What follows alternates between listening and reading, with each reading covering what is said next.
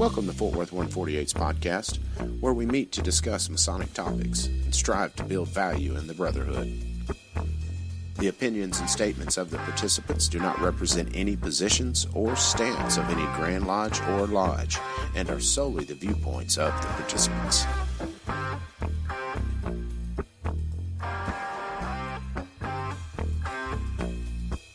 Welcome back to the podcast, brothers. This is Rhit Moore, past master of Fort Worth 148. This is Billy Hamilton, current Senior Warden of Fort Worth 148.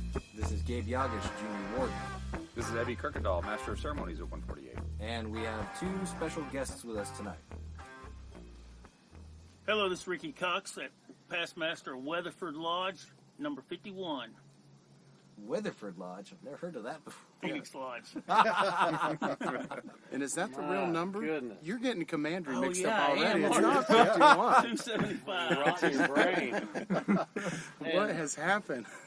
And who are you? I am Don Paul Payton, the past master of Phoenix Lodge. There we go, that's it. And a couple other lodges, Phoenix Lodge 275 in beautiful downtown Weatherford, Texas, of course.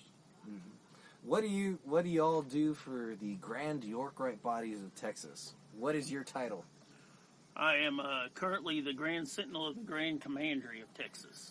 And what are you? I am the current Deputy Grand Master of the most illustrious Grand Council Royal and Select Masters of Texas. Good start. So what's your title? What do we call you? Illustrious, sir? Right illustrious. Right, illustrious. Right, illustrious. He is right illustrious companion. Oh, we have so many titles. But Ricky is just Sir Knight, because eminent belongs to the title, not the person. Right. Egalitarianism. that should be the way with every position. Belongs to the title, not the person. Right, he is Sir Knight RICKY COX, Eminent Grand Sentinel. That's actually a pretty cool one. Sentinel. That's legit. I just So- said Well, outside Ricky the door. belongs outside Outside the door. door. So we don't have to listen to him Yes. say stuff. This is not specific to Grand Commandery. It's just in general. Ricky belongs outside. Right. Speaking of, what a great segue. Here we are outside recording our first live podcast in person. Yeah. Yeah, because Ricky's not allowed in the house. That's right. Yeah, this He's out is here with his donkey and his horse. Back to the donkey. back to the document. Yeah, so in the history of the podcast, we've never recorded an episode of the podcast in person. This is the first time that we're actually recording an in-person episode. And so we're out on Ricky's compound out west. So, And if you're fortunate enough right now, we've got a delightful little Facebook live stream going on right now for those of you who are lucky enough to be following our host, Billy Hamilton. which is being manned by our delightful friend from Nederland, who I will not specify. But he may be in the Grand Commandery line. You got like 1 in a 700 chance of guessing right. How many people live in Nederland? 17,000. How many people want to live in Nederland? All of them. All of them. 17 and a half. Oh man, let's talk about our discussion question, Billy. Okay. Did you found this one? Yeah, I found it actually on Reddit, Okay. on the Freemasonry group. You know it's Billy's because it's long. Mine are usually a sentence Right. or two. Well, and so I was like, how do I cut this down? I actually did edit this, but it's still a long question, right? My lodge is a small town lodge with between 10 and 15 regular members attending meetings. Many of the chairs this year have been filled with past masters. Overall, I couldn't ask to be in a more friendly and welcoming lodge, and I am very lucky to be surrounded by such great people. I became a Master Mason earlier this year and will be joining the officers' line in November. It has been mentioned to me that I might be wanted for a range of chairs, anywhere from Junior Deacon to Senior Warden, which is very flattering. But my concern is that I would be shortchanging my own experience of Freemasonry and making the learning curve steeper as I move along. Am I being unreasonable if I said to the lodge that I would like to move along the line chair at a time in the right order? So, What do you guys think? Who would Don't take get his me place? started on lines. Yeah, but I mean, and the bottom line is who would take his place. If there's somebody there that could viably take his place, well then yeah, you slow down and enjoy yourself. But right. if not, you're gonna end up creating an environment you don't want to be a part of. You're going to let somebody take control that really shouldn't be there. Right. And now all of a sudden you're not going to like your lodge, and you're going to quit coming, find reasons to quit coming. So that's a precarious situation to be in. You got to figure out who's there to back you up. Right. Because if nobody's there, you better take those reins. 'Cause Right. you'll regret it if you don't. Well, and that's the question, right? Are there other strong leaders in the lodge? And it's not evident from the post. Yeah, it sounds like there's not. Well, Right. and one of the things he says is, he says, I couldn't ask to be in a more friendly and welcoming lodge, and I'm very lucky to be surrounded by such great people. So it sounds like the overall situation of the lodge is pretty good, right? Like he'd have the support he needed, yeah. Right. Sure. So it doesn't seem like it would hurt him or the lodge too bad, because even though they're recycling past masters, it seems like there's a good group. They maintain the lodge well. I don't know that he or the lodge would lose out too much if he said, hey, listen, I don't want to start my career at Senior Warden. I'd like to be Junior Deacon, please. Well, the thing is in every lodge, you don't got to be the master to make a difference. Your leadership skills can start at the Tyler level. You just need to be there and contribute. Being the master doesn't mean that you're going to change. You can change things from any seat. A healthy lodge, they should Yes. be able to, absolutely. Because if the only place that things change is in the east, your lodge has got bigger problems. Right. Yeah. I agree. So he would be good just to say, hey, if he wants to go through each seat, then he can still make a difference and he can still be a leader. He needs to serve where he can best help the lodge. Yeah. Yeah. It's common sense. And that is one of the benefits of the progressive line, which, I'm not for the progressive line as a method of choosing who should lead, but as a method of training people to Sure. lead, I think it's a great tool. Two big differences. Yeah. Exactly. Yeah, Right. so as a training tool, I think it's great. So if he says, hey, listen, I want to train my way from Junior Deacon to Master, then hell yeah. Right. Instead of the old theory where the master gets to pick who's going to replace him in 4 years to go through the chairs. Ugh. No, that's not the way it is. Yeah. It shouldn't be that way. No kingmakers. There you go. I totally agree with that statement. Okay. Was that our only one? Yeah, that was. that's our... It was long enough. Wasn't it? That was. That was a longer question than a discussion. We can drag it out longer if you want. Get to No. work. We can pull discussion questions from Texas Freemasons and then just Well, I think shake that- our heads violently. Well, I think most of the content is going to be with our guests, Yeah. right? And I don't think that is going to be a short conversation at all. No. So this is a Fraternal Spotlight episode. Shenanigans. Shenanigans, yeah. We've been kicking around two different titles for this episode. One is Shenanigans, and then the other one is the Weatherford York-Rite Power Hour. Looking at I thought that was. I heard Rhit's eyes John- roll right there. Rhit, I think you rolled your eyes so hard you sprained something. It sounded like John Lennon on that song "Girl" there on the recording. So, Bring in the Beatles reference. there you go. So our special guests are, as stated before, Ricky Cox and Don Paul Payton. Let's kick off with some personal questions. Tell us about yourselves outside of the Masonic lens. What do you do not in the fraternity? We'll go in alphabetical order. You first, Ricky. That's not alphabetical. Oh, that's right. Last name first. Yeah. So, Are you familiar with how alphabetical order works? Obviously not. I couldn't count earlier today, so it cheats at school. So, outside of the fraternity, I live on a farm with my wife, and we run quarter horses and have a pig, and we run an air conditioning company, and she has a vet clinic, and it keeps us pretty busy. But it leaves me a lot of time to do my hobby, which is basically doing masonry. So couldn't have a much better hobby than that. So then just kind of hang out with you guys. So That Well, it seems like a sounded terrible fun. waste of It time. took a steep dive there at the end. Go ahead, DP. go ahead, Don Paul. Well, I'd say, Go ahead, of Billy. course, You work for Pesky's, right? yes, that's it. Exactly. I work at Teskey's. I've been there 15 years, I believe. I'm married, of course, to my awesome, lovely wife that most everybody knows that's around me. We have 4 amazing kids, 4 boys. Just had our most recent son 3 months ago. 4 boys. I know. I only got 1. But, I'm a little behind the curve here. but we live out in God's country, out in Brock. And if people don't know, God's country runs from Weatherford up to the Panhandle around Turkey, Texas, and Hall County and back. It's an odd shape, but you can look it up. It's in there.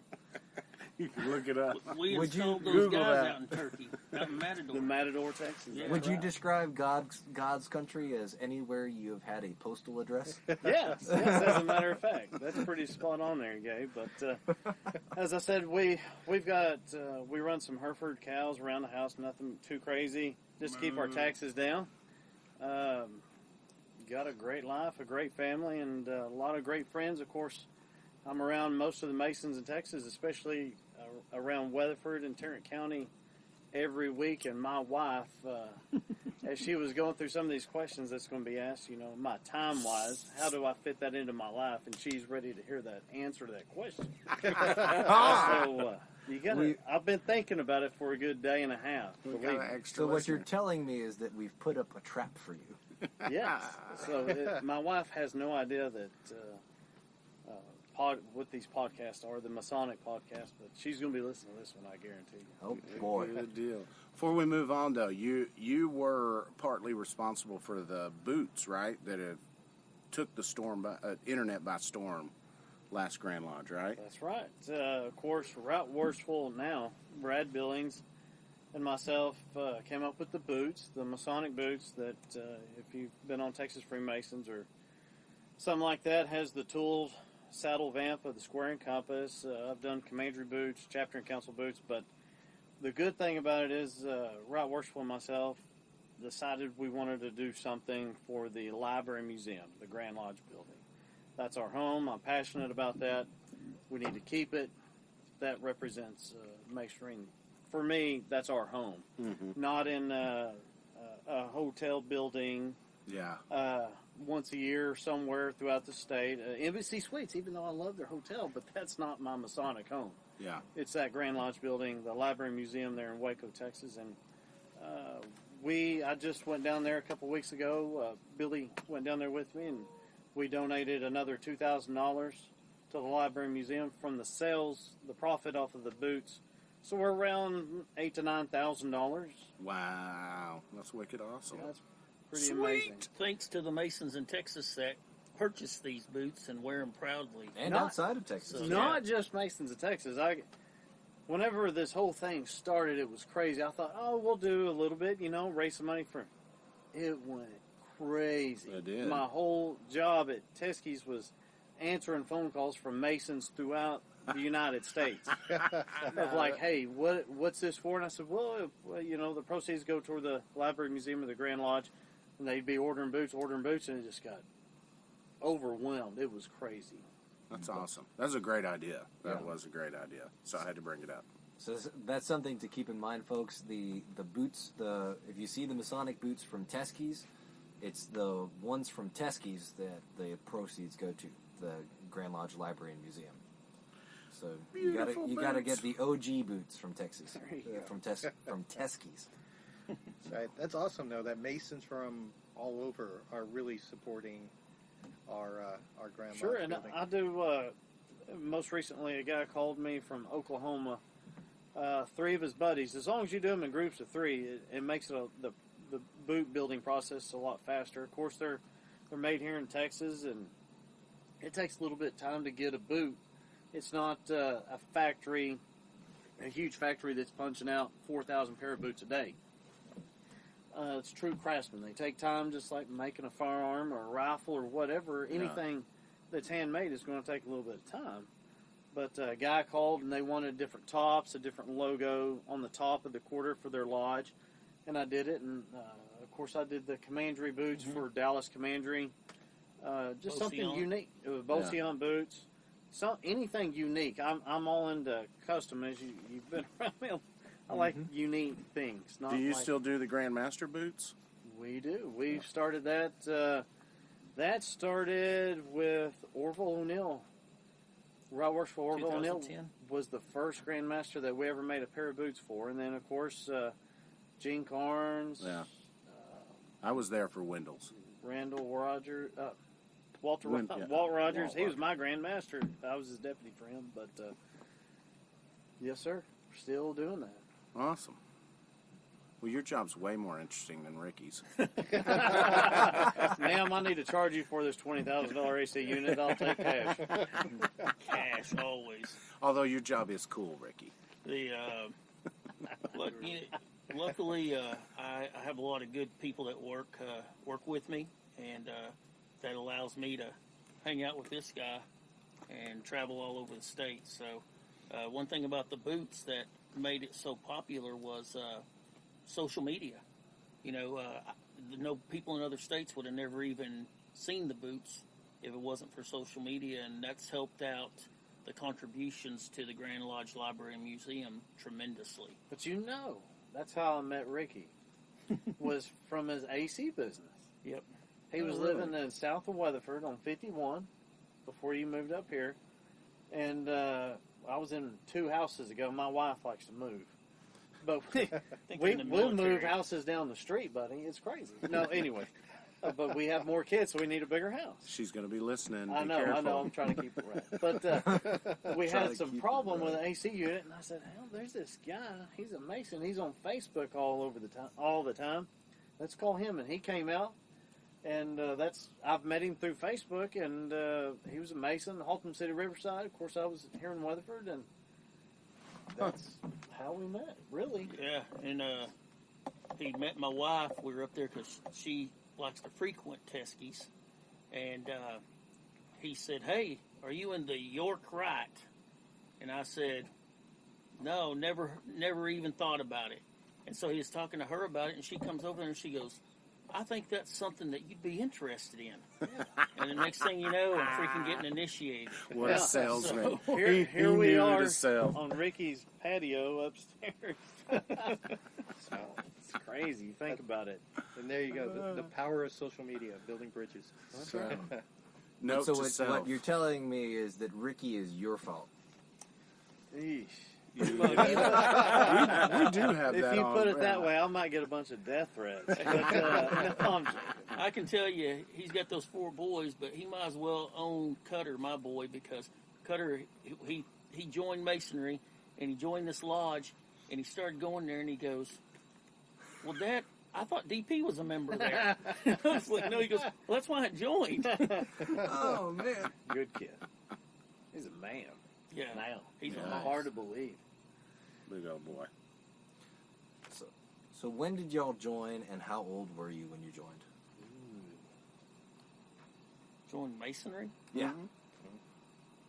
Well, I'm pretty simple. Of course, my family's been, I've got a long Masonic history in my family, but personally, I joined, speaking back in the day, whenever AOL was on dial-up, and it ding, ding, ding, You got mail. and did all that, and Facebook, or AOL was these chat forums.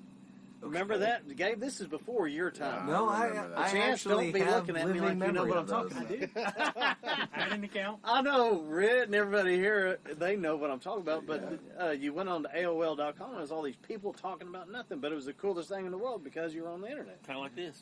Right. That's very true. Anyways, I got online and I was 20 and I was fixed to turn 21. Of course, my grandfather's a Mason. My whole family's been Masons. And I said, I need to join a lodge. Well, my grandfather was a member of 841 Yellow House, 841 in Lubbock, which is the oldest lodge in Lubbock. Was a huge lodge, had tons of members. Still has quite a few members. But so I went online and I looked up, Yellow House Lodge, and looked up the number, and their secretary, they have a different secretary. Of course, he's a friend of mine, Bob Murders at the time. And I knew Bob Clemens.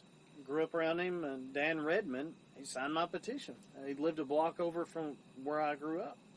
And I called the lodge, and nobody answered.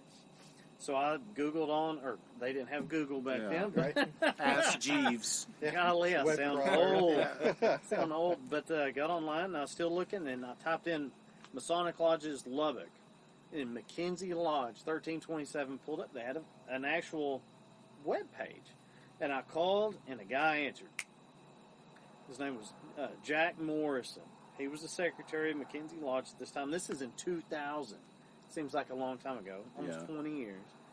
And he answered the phone and says, "Hey," I said, "I'm interested in being a Mason. My grandpa's a Mason. What do I need to do?" And he goes, "I tell you what, we're having a stated meeting. Come on up here and meet some of the guys." So I go up there. Of course, I already have my petition filled out from all the Masons that I know, and it's on my 21st birthday. Oh, nice. Coincidence. So I go in there. The guys are super nice. And they said, "Well, we got to go into a meeting. You can't go in." And they start putting on aprons. And I'm like, "What? What's going on? I don't know if I need to be doing this." And I asked my grandpa, I said, "Well, what is all this thing about?" And he goes, "Boy, if it's good enough for John Wayne, it's good enough for you." And that's how it sounds kind of corny nowadays, but that's what he said. Yeah, it wasn't back then. So my investigation... Can I still continue talking? Yeah, you're fine. Okay. I don't want to interrupt Ricky. No problem. So my investigation committee consisted of a captain of the police department in Lubbock and a sergeant and an ex-San Antonio firefighter. And the captain later became the mayor of Lubbock at this point in time. And he says, "Just meet me over at my house." Here I am, 21 years old, going to this guy's house I've never met in my life, but I know he's a cop. So I go over there, and he has this huge library, like you see the Scottish Rite library, and you know, there's books everywhere in there, like an Olin Mills studio. And these guys ask me these questions, and He's hitting glamour shots. That's where his mind Glamour goes when he shot. sees a library. This But, would make a good backdrop. an Olin Mills backdrop. Is this Napoleon Dynamite? Anyway, go through this deal, and then they call me and says, "Hey, you're ready to go." So I go. The only person in there that I know is my grandfather. I don't know anybody else. Oh boy. Nobody. I have no affiliation.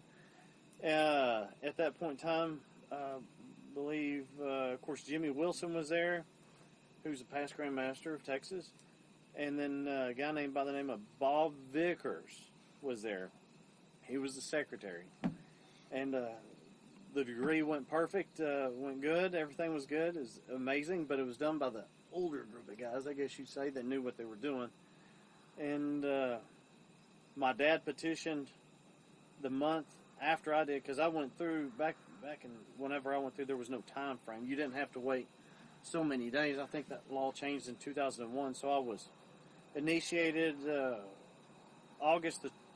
July the 20th and raised August the 22nd. So I went through, of course, I was all in, self-examined, everything, and then, of course, by Grand Lodge that year I had a certificate, but now I conferred my dad's degrees. Because Nice. he didn't join until a month. I was already a Master Mason, so I conferred all of his degrees and did a couple of other parts that I really enjoyed doing. That's awesome. That's cool. I was hoping that story had a climax. Me too. All right, Ricky, go ahead with yours. Are you accusing him of being long-winded? Is that what that is? No, I don't get to talk because Ricky's always talking. That had a good ending. This is so true. Ouch. The build-up, the climax met the build-up. There you go.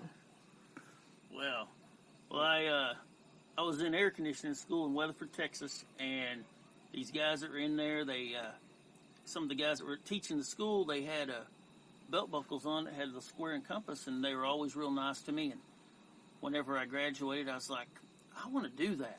So I went to my brother, and I'm adopted, so my brother's like 20 years older than me. And I told him, I said, "Hey, I think about joining this organization." And he goes, "What organization?" And I didn't say the Lions Club, so I told him the Masons. And he goes, "I've been a Mason for 25 years. His kids didn't even know it. I didn't know it, and I lived with him, grew up and stuff. And Oh, wow. so, because he was in that era where you didn't tell. Yeah, you didn't talk about it. So I went and I petitioned the lodge, and they said, put the petition in the mailbox outside. This at Haltom City. And I filled it out, and I was nervous as can be. Nervous. And I put my petition in there. It's 2000, 2001. And never heard anything from them. So I'm a little brash. Yeah. So I go up there, and I'm like, did I do something wrong or what? Because I figure, hey, if they didn't want me, you know, it's not going to matter. So they said, we never got your petition. I said, y'all told me to put it in that mailbox. They go out there, and it had been like 3 months. They open the mailbox, and it's still in there. So I went through my degrees, and it was a lot of fun. Back then, Haltom Riverside had like 800-plus members, and they put it on me. I'm not kidding you. Put it on me. Every degree put it on me, and it was a lot of fun. They made it fun. Some good guys. We just did a York Rite degree on one of the guys' son, Buddy Dunning, back then, big guy, and he put it on me, and we just initiated his son, Chuck Dunning, into the York Rite last week at Texas. So, but that's pretty much how I got into the lodge, and it was pretty cool. I went on my first cruise right after that, and I had a hat on given to me by Jack Jeter, and it said Texas Mason, Texas Proud. And I got up there, and I'm adopted, and that was after they changed the laws, and the lady said, I can't let you on the cruise. You don't have a birth certificate. And I said, I'm adopted. This is all I have, a little cardboard thing with your foot on it.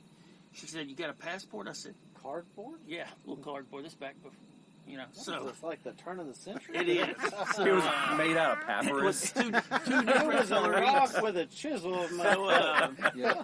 You don't know this, but Ricky actually knew He Albert said Pike. cardboard. Yes. We, So, we couldn't afford paper. We just used the box the stuff came into the house. and you notice how I was Bringing up quiet. bad memories Yes. here.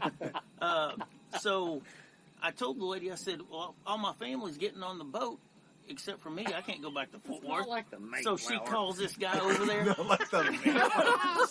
he goes, I said, look, here's my Social Security card, all this. He looks at all my stuff, and my Mason card was in there, and he puts it all in the envelope, and he says, have a good cruise, and I start to walk off to get on the boat. And he said, hey, you forgot something. So I'm pulling money out of my pocket, thinking he wanted money. He goes, that's not what I want. And he gave me the handshake. And I was like, oh, wow. And it was That's pretty cool. cool. Yeah. And so that was one of my first experiences with Masonry after I became a Mason. And there was a guy named Boots Baker, and it was his Potentates cruise, and I didn't know that.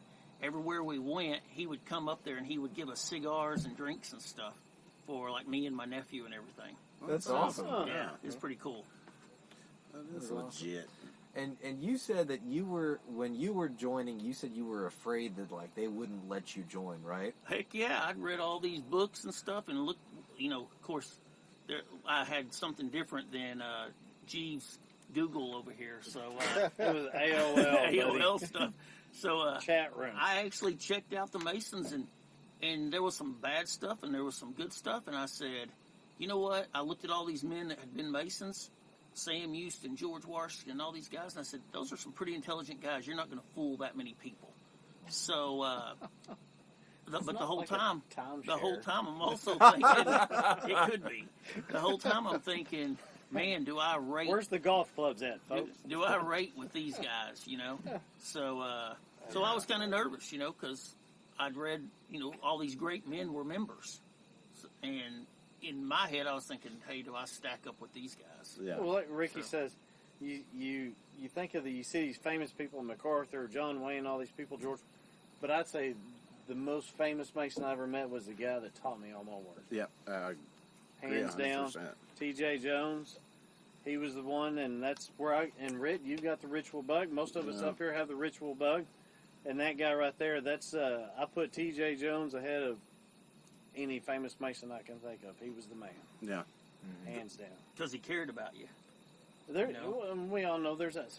I don't know if we're getting on this subject, but there's that special bond you have between your instructor. Because after I received my EA, I didn't know anybody. My grandfather didn't know any of the work, and he said they pulled me off to the side, and the other guy was Rudy Richter, and he was an old World War II bomber pilot, and TJ worked for Frito-Lay forever. He says, we got a long road to hoe. You meet me at my house and pick me up at 6 o'clock tomorrow. And I said, okay, where do you live? And he happened to live a couple of blocks from me. And I went and picked him up. Never met the man. I met him that night. And the next day I'm picking him up at his house. And he goes, let's drive to the lodge. And on the way driving to the lodge, we started going over the ritual. And we got there. We did the ritual. And there's something special about that bond. It's very hard to describe, but it's something you can't get by not having an instructor. Yeah, there's something about that mouth to ear. And that's actually I wish I could relive learning the work and kind of stumbling through it bit by bit, because one of the coolest, some of the coolest memories I have in Masonry are of sitting at my instructor's house and, I learned the work with a cigar in one hand and a shiner in the other. Well, we just sat there and our sessions would go for hours just because we'd stop and talk about, hey, what does this question mean, Or we'd just wander off into personal life and stuff. Do you think new candidates today that you teach feel the same way you felt about your instructor? That's a tough one. We are talking about Rhit. Yeah, that's a tough one. I mean, but you think about it, and a good friend of mine just became one of my best friends in the world. Just became master of Harmony Lodge out in Morganville Lodge. And I taught him his work, and we were great friends, played golf all the time together. And I tell you, there's nothing more special when you see somebody that goes into Masonry, that you teach them their work, and they stay with it, and now he's master of the lodge, and I'm super proud of him. But I hope people look at me that I teach. Yeah. We have that bond together like I had with my instructor. Yeah, and I mean it is all relative too. But I mean, because my mentor, he was 90 something or 80, late 80s when I first met him. So there was a special moment of bridging that gap with the older generation. But more so, he was placed in my life at a time that it just changed me so much. I don't think I've had that effect on guys the same way, just because it wasn't that time in life, I was right at the cusp of being a knucklehead kid, 24, and then I run into this guy that I had no business really, connecting with, an 88-year-old man, and I'm 24, and then all of a sudden I connect with him, and he just starts bleeding into me what it is to be a man, and it shaped my life, my Masonic career, and everything, and to where I would love to think I've had that influence on guys I've taught, but I don't think I've had that chance yet. I don't think he ever had a mentee like me before. He taught many, many men their work, but for some reason it was like, Masonic soulmates, if you will. I'm right. Well, I think there's also something kind of interesting about that kind of relationship too, because I'm sure that your mentor, Rhit, you were just I don't mean this in a negative way, but you were another guy that he was mentoring. Yeah. And those people kind of, it's almost like a meat grinder for them, training, teaching the new people. And for us as the people who are being mentored, I remember my mentor, Nate Fuller, he's probably forgotten more about Freemasonry than I'll probably ever know. I think he's the secretary now at McKinney, St. John's 51. And I mean, my first time learning with him, I felt like the biggest idiot because he knew everything, and I knew nothing. He's sitting there, and I'm fumbling through even trying to repeat what he's saying. Yeah. And there's just something I'm not sure that I'll ever feel that way about being a mentor for someone. But the interesting thing is, I'm sure that there's going to be somebody that we're going to interact with, all of us, who has that same memory about us, whether we're aware of us having that influence on them or not. Sure. And that's kind of the interesting thing about that mentor-mentee, attentive ear situation that I think we all end up going through as Masons. And talking about that, how is Billy teaching? He's teaching his boy the work. I mean, that's that's a completely different deal. There's no way I could probably teach my kid the work. I know. There's advantages to it because whenever there's a quiet moment, it's like, come here, we're going to go over the work. Well, it's not like he can say no either. It's not like your last name. I suppose he could, but right. I mean, if we're driving somewhere together, it's like, all right, let's go over. Good people. When is there a quiet moment? Ever? Never? You know what? Actually, my wife is really good at that. I'm like, hey, we were talking about going over to work. She's like, I'll go upstairs, or I'll go to the store. Or I'll go shopping. Yeah. Shopping. Does your wife listen too, Billy? Listen to the podcast? You're No. just being really sweet. I was just wondering. I was wondering that also. Yeah. So she comes from a Masonic family, so she knows. She's like, if you're doing Mason stuff, I'm going to go do my own I thing. hear you. Yeah, that's I count myself lucky because my wife and I started dating. I got knighted right after we started dating, and then 6 months after that, I joined the Scottish Rite. So my wife has never known anything other than this insanity. Like, Oh yeah. Hey, you know, we go everywhere, and probably one of the worst things she did was introduce me to DP because we go everywhere. And I tell people all the time, I say, I got a really understanding wife and a really long cable toe. yep. So It's funny. Well, I met. Quick story. My wife, she was working at Teskey's, and back in the old Teskey's, there was about 6 of us there. There wasn't very many of us, and she was just graduated from high school, and she was all dressed up one day. It was on a Saturday, he was like, and I said, "Where are you going?" She goes, "I'm going to something you wouldn't know nothing about." And I said, "Okay." Of course, we weren't dating or anything at this point in time. I said, "Okay." So she leaves, and she has a flat tire on her pickup. And I said, "Well, I'll sit here and wait till your dad comes." So her dad comes. Has a Masonic ring on, Eddie Luard. I said, "Oh, what lodge you go to?" "Oh, I go to Ridgely, da-da-da-da-da-da," and here we go. And she goes, "You're a Mason?" I said, "I am. I've been a Mason, quite a long, back then, it was, 6, 7 years, already a past master Mackenzie in 03. And she goes, "My grandfather goes to Phoenix." I said, "Well, who's your grandpa?" She said, "Ben Luark." I said, "I know him," because I had started visiting Phoenix and Weatherford. And, of course, if you know Masons in Tarrant County, everybody knows Ben. He's 91. He confers, gives lectures, does everything, York Rite, everything. But He's our honoree this Honoree. year. that's right, honoree at the York Next Rite week. Festival Yeah. this coming week. That's right. And so that's how I get away with it. Because I say, "How are we going to spend some time with your grandpa tonight, babe?" And, she Quality doesn't say family anything. time. No. Oh, my wife's that's always great. like, your boyfriends are calling. What inspired you guys to join? So we heard how old you guys were and some of the circumstances around you joining, but what was it that kind of sent that spark that you guys were like, I gotta go join this? I'll let you go first. I was just at a point in my life where it was like I had friends and stuff, and I was doing things. Some of them might not have been just the best things I should be doing, and I decided that there's got to be something more. And I wanted different people in my life. So that was one of the things that drew me, because all the people I had met that were Masons, and you don't really meet a whole lot if you're not really paying attention, they were men that I felt like I wanted to be like. And, I told you my parents were old when they adopted us, and so I didn't really, and they were strict, so we weren't allowed to do a whole lot of stuff. So whenever I started going to AC school, it was like, hey, these are some pretty cool guys that they cared about people. And you don't meet very many people like that in the world today. So that's kind of like what made me say, hey, I want to be in this organization. So it's kind of what inspired me. So mine would be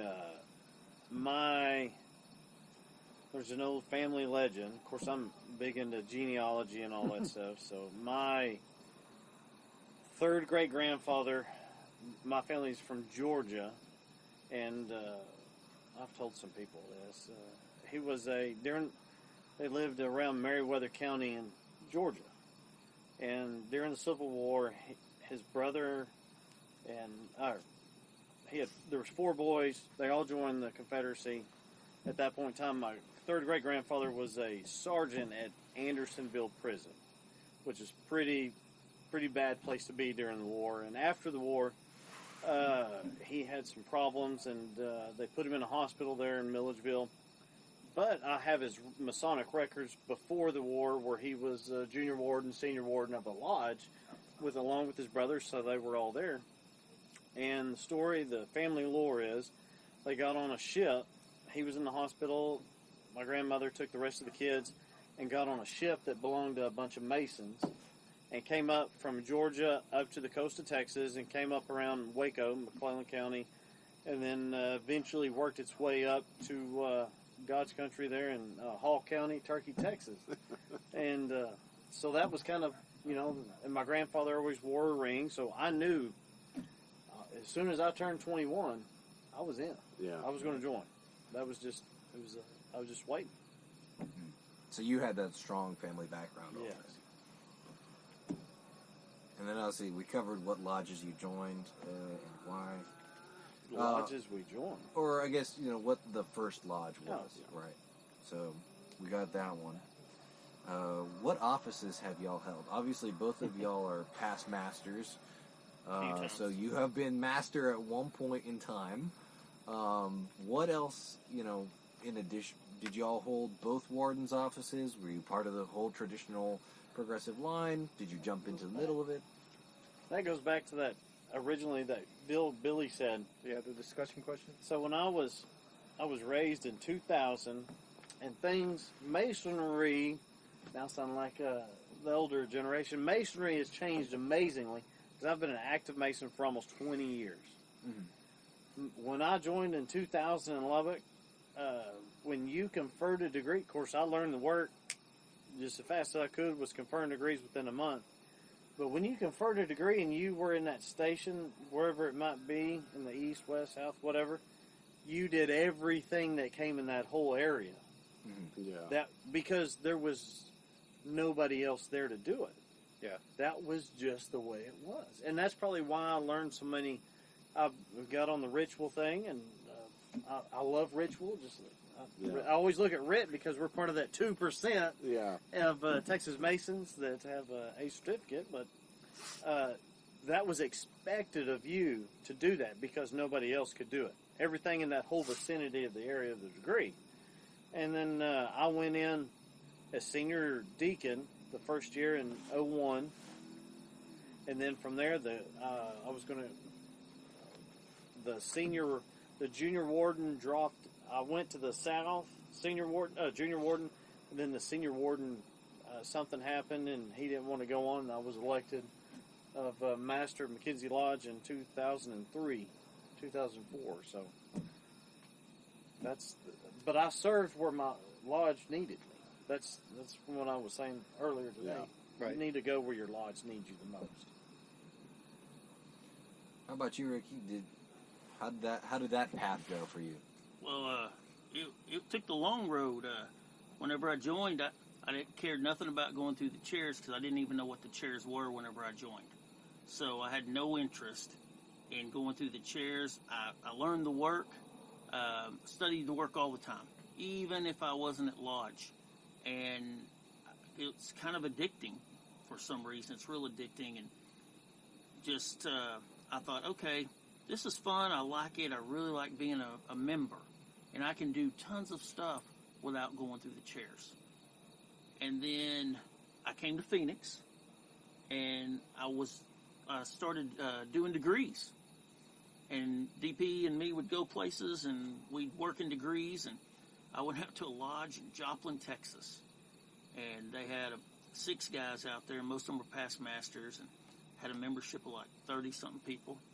And I did a degree for them, and the guy said, that made my hair stand up on the back of my neck. And he goes, would you think about coming out here? So, of course, I talked to DP about it because we just moved here.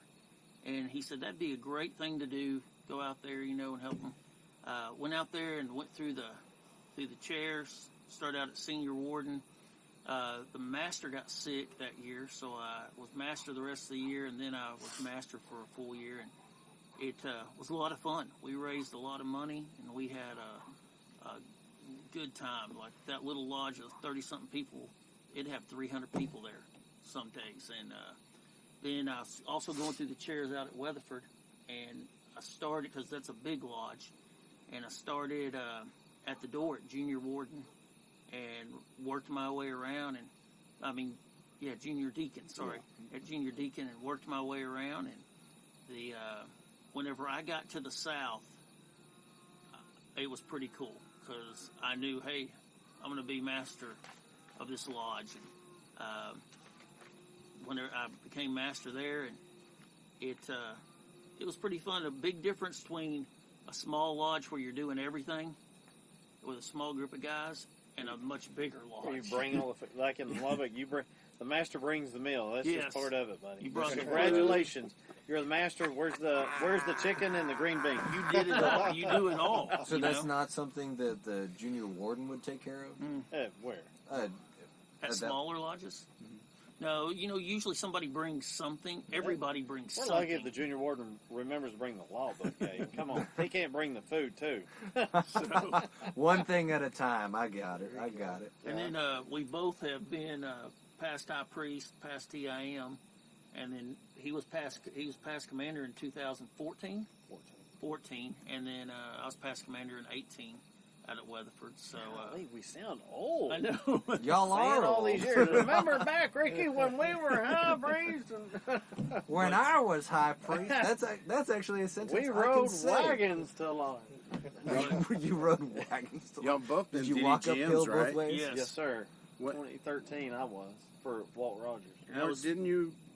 Weren't you an officer at one point too? Yeah, An appointed officer? Grand Junior Warden. Grand Junior. No, you promoted yourself sir. there. We're predicting the future now. I was Grand Junior Deacon for Right Worshipful Mike Wiggins, and then I was Grand Pursuivant for Right Worshipful Tommy, the jewel holder, Frank Chapman. And I was lucky enough to be his deputy.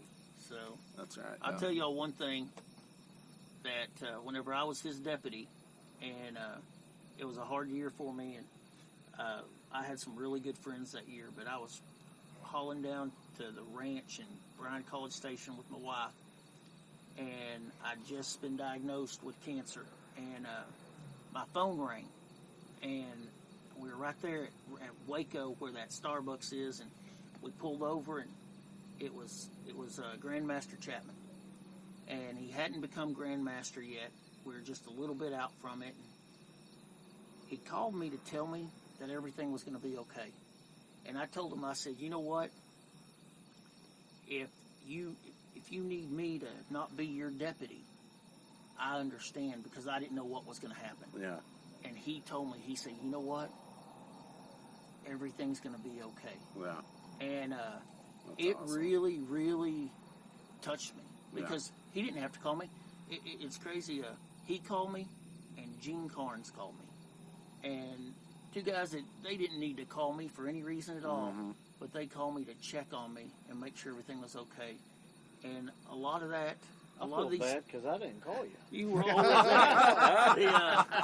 The crazy thing is, like, I tell people all the time, I say, Masonry is more than just going through the chairs or learning the work. It's about the relationships that you build. Yeah, that's the friendships.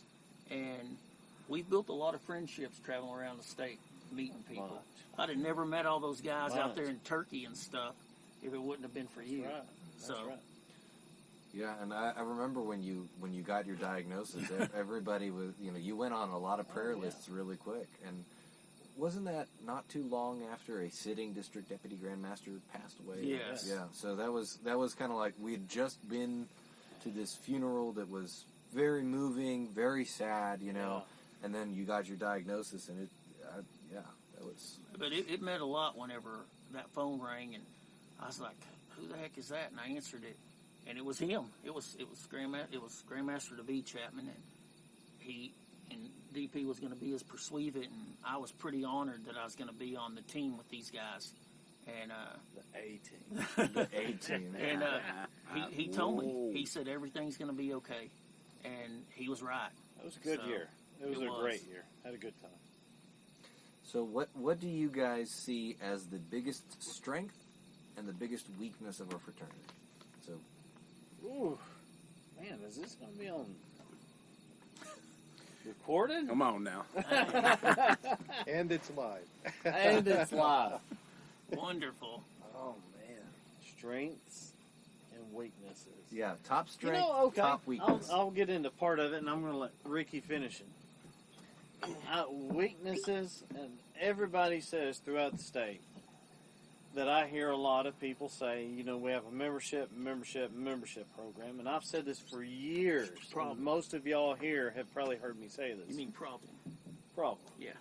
What did I say? Anyway, Program. Problem. We don't have a membership problem. We do not have a membership problem. We have a participation problem. Correct. Because if you get these people coming to lodges, whether it be fundraisers or coming to a stated meeting, participation. If we get the participation, then we're going to get the memberships because everybody's going to see, hey, my buddy Ricky, he's a Mason. I'm not a Mason, but he seems to be a part of something that is pretty cool. They're donating, and of course, I always go back to Phoenix Lodge, my crown jewel. I love that place. Our chapter and council has given roughly probably around $12,000 to $15,000 in the last couple of years for all these charities. The Miracle League, Miracle League was a big one. The Gold Star families there in Weatherford. We do certain things besides just give scholarships because our lodge gives scholarships. So we want to do something else out in the public. But my friends see that and they say, hey, what are y'all doing there? And then, we got to have participation. If we're to get the membership up where we think we need it to be, we got to have people participating and coming and being a part of it and having a voice. Yeah, it's like if you're driving by a restaurant and there's 3 cars in the parking lot, you probably ain't going to eat there. I'm not. But if there's 50 cars in the parking lot, you're going to be like, hey, I might need to try that out. Yeah, I'm missing something. So, yeah, I'm missing something. Good example. I really feel like we don't have to flood the market with membership. We need I'd rather have 50 good quality guys coming than 100 people that don't know nothing and ain't doing nothing. No, I mean the perfect way that's represented is we initiated 1,900 guys last year, which isn't great, Sure. but still that's a good number, decent. Well, only 800 of them got raised. Isn't that crazy? It's less than half, right about half that we raised. So there's just your problem. We've got guys coming in, but can we keep them? They're knocking on the door, but Yeah. there's something. And they're knocking on the door for a reason. Absolutely. They're knocking on the door because they want something different than what they have. They want to be And challenged. Are we giving it to them? Half of them don't think so. Or a lot. Well, That's a and big it may gap. not be if they think so. Are we turning good men away with how we're trying to bring them in? Yeah. No, well, I mean, if you get in and you're like, okay, I'm a Mason, this is great. What are we going to do? Well, son, we've got a membership problem, and we need you to really help us Is with that this not membership the problem. most depressing thing on the Yeah, planet? you're like all of a Yeah. sudden you're a part of this group that you think's awesome, and all the leadership's talking about is how it's broken. Mm-hmm. And it's like, when you say problem, that means something's broke. There's Yes. a problem. We need a solution, and that's when it comes to membership, I agree 100%. We don't have a problem with that. They're coming and joining. But if you look at EA's not progressing and guys that go suspended for non-payment of dues, if we want to identify a problem, there's your problem. We were on a special committee for Right Worshipful Underwood to look into that, and it's pretty interesting to see all aspects of it's hard to put myself in that situation because I wasn't that person. Yeah. I wanted it, and I wanted it all. Yeah.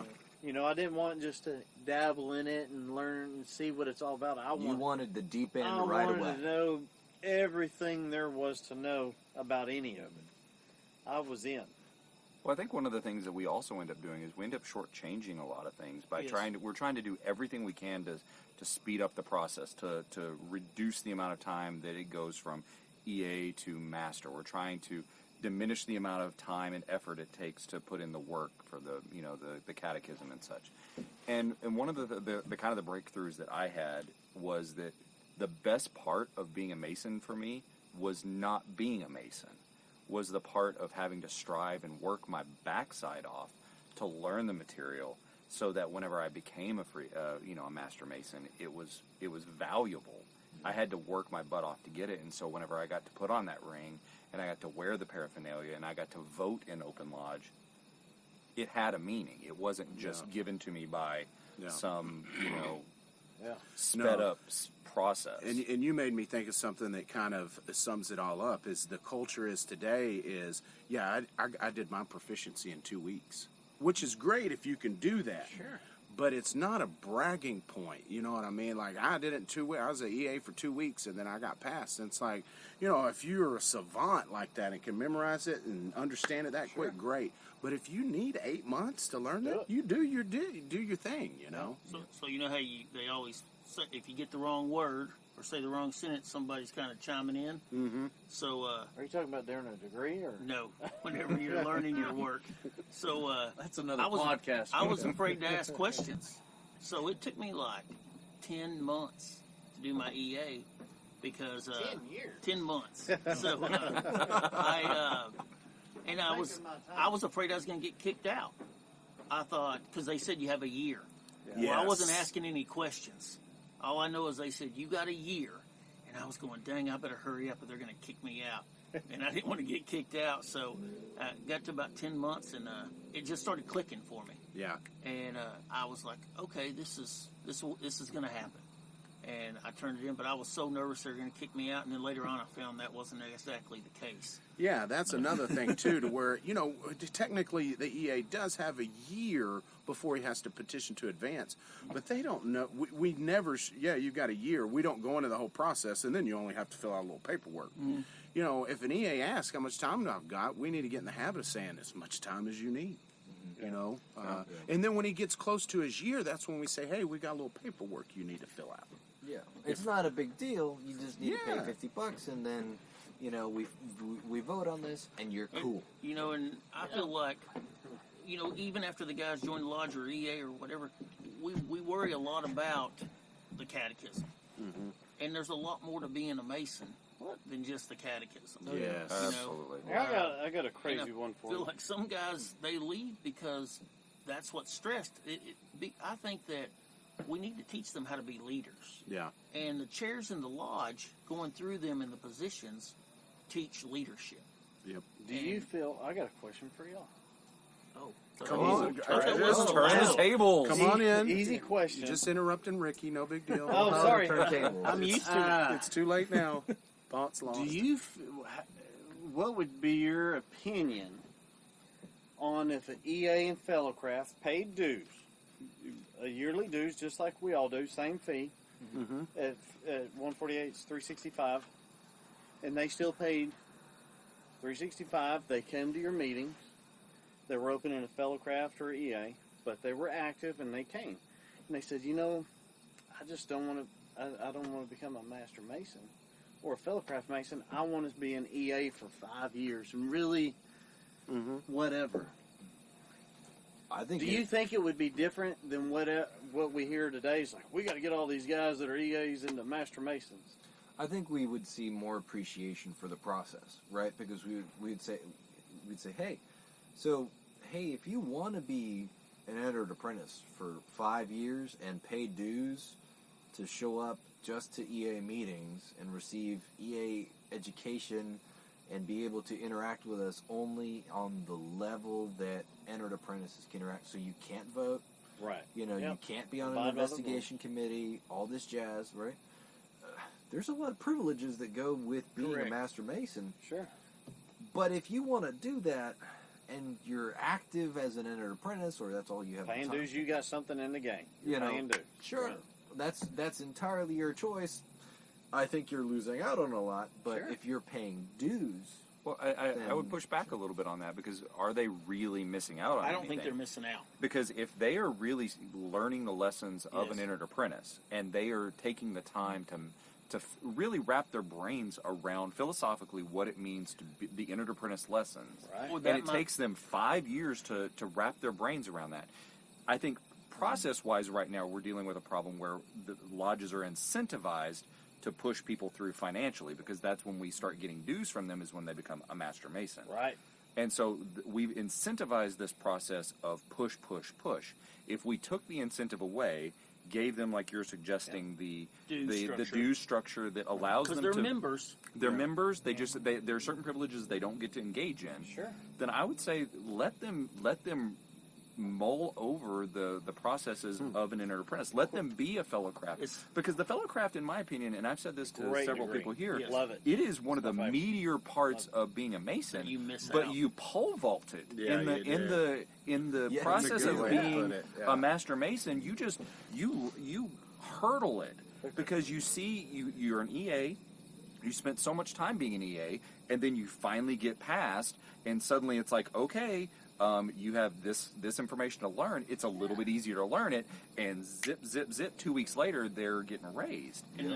And I think that is the problem that I think that structure. A lot of younger people, they're busy. They got college, jobs, families, things like that. They want to be a member, an EA, fellow craft. They may not have the time to put into it to keep moving forward or up. That you can still move forward.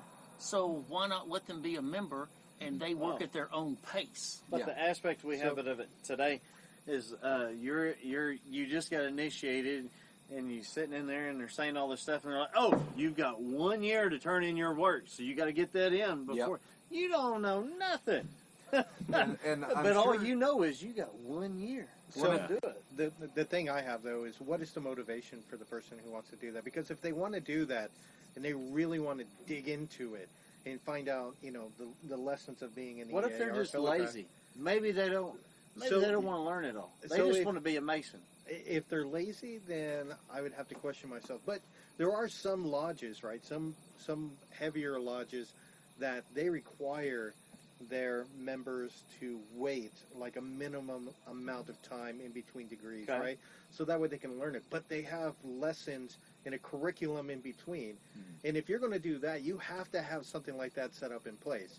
If it's a person who's like, I don't feel like being bothered with it, then it's like, well, maybe it's Masonry like isn't going through really... the chairs. But how many Master Masons do we have right now that are dues paying, and they barely show up to lodge? If at all. If at all. They don't participate in any kind of rituals. They barely show up to state meetings. Got a point. And so is it really that big of a difference to say, let him be an EA, let him pay his dues, let him come in, and even if he is lazy, I'm not here to tell you what your life path should be. Correct. That's I like this guy. Where'd I find him? See, I told you when you got me talking, y'all might regret and it. it's like when you listen to your ritual and stuff, it tells you there was this many Master Masons, there's this many fellow crafts, this many EAs. I can tell you that 365 days later, they didn't make all those guys working on King Solomon's Temple EA Masters. I think that everybody's path is different. I'm a big proponent on that when you join, even if you're an EA or fellow craft, you should be paying dues. And I agree. And you take your path, you got to take your path however it brings you. Like I was telling you, I didn't even think I was 14 years into this before I ever decided to be an officer in the lodge, because that wasn't my path, and whenever I started doing it, it was the right time. Yep. Maybe being an EA for this long is your right time, and whenever your time for the next one comes, then your life will dictate how that works. And it's just, I think it's the structural things that, I think a lot of American Freemasonry has it. I think every jurisdiction, I could be wrong about that. There's probably some out there that aren't like that. But Texas, for sure, is definitely structured so that it's about pushing people from EA to Master Mason in as expeditious time as possible. Because, I don't mean, of course, this is just reductionary in that it's bringing it down to the most fundamental non-Masonic idea, our motive behind it. I don't think there's a single lodge out there that's motivated by getting money from a candidate. I've heard Billy say it, we don't want your money, we want your participation. Yes. Yeah. But the structure, if I were an outsider looking at the way that Freemasonry is structured right now in Texas, the push is to get people to pay dues, and the only way you get people to pay dues is if they're Master Masons. Yeah. So if you restructure it, I think that you get a lot of benefits because as much as people like to crap on millennials, I don't think that millennials, in as far as Freemasonry is concerned, are driven by the entitlement culture. I think that there's probably a culture coming up in these younger generations, millennial and whatever they're calling the generation after Gen them. Z. Gen whatever. Yeah. That'll Also change. known as Zoomers. Okay. What a sad name. That's me just crapping on them. But well, and to a certain extent, this is a very Ameri-centric discussion, right? Because if you look at outside of the United States, exactly what we're talking about, where you start paying dues as an entered apprentice, that's the norm. Really? You start paying dues when you're an EA because it takes longer. It takes longer. You know, I have a relative who is in Latin America right now, and he joined a lodge down there, and he's an entered apprentice. And I said, okay, so how long are you? What's the path like to being a Master Mason? And he says, well, depending on what my instructors think and how the lodge feels, it'll take me between 3 to 4 years to become a Master Mason, because that's just the path that they have set out, and they're basing it off of your emotional development, your path that you demonstrate to the lodge, and you're expected to take part in what ritual you can take part in. And they say, hey, it's totally okay to say, 2 to 5 years to be a master, just depending on what your lodge, where your lodge thinks that you're ready. I think it would be totally okay to get rid of degree fees and just say, let's just charge them dues. Yeah. Well, why have degree fees? I'd be fine with degree fees in addition to dues, because degree fees do cover some of the specifics. Dues would do the same. I mean, Right. but I mean, you could also structure it to where you could have a set dues for EAs and fellow crafts. Because, to be honest, I was not a fan of the $50 fee. Never a fan of EAs paying anything but their degree fees. But hearing this conversation really makes you think that, I understand that we work on incentives, and it is, whether we set it up that way or not, it is incentivizing us to push that program faster. So if I'm that's an not EA good. paying dues, and I see, okay, I'm getting this for this, well, what am I going to get for this next set? Yeah. So it might make me be like, okay, I'm paying dues to be this. Why not keep moving up? Yeah, I'm why paying not? dues If I'm going to anyway. pay dues, I want to be able to vote. They're going to change these dues on me, because that's the thing. We could go up in dues and they got no say on it, but they're going to pay. Right. Well, it also kind of changes where the direction is coming from. That instead of it being the motive is for the lodge to push people through, it becomes the motive is the Of the individual. The There you candidate go. is Put it being. as It's an incentive for So I'll be them. looking for a resolution next year from one of y'all. Well, and that's one of the things. And I was actually, we I want it to remember pass. when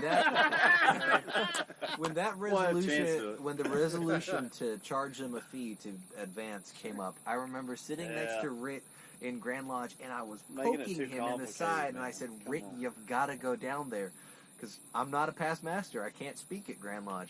But I wanted him to run down there and amend the movement to say that the lodge can set its own fee.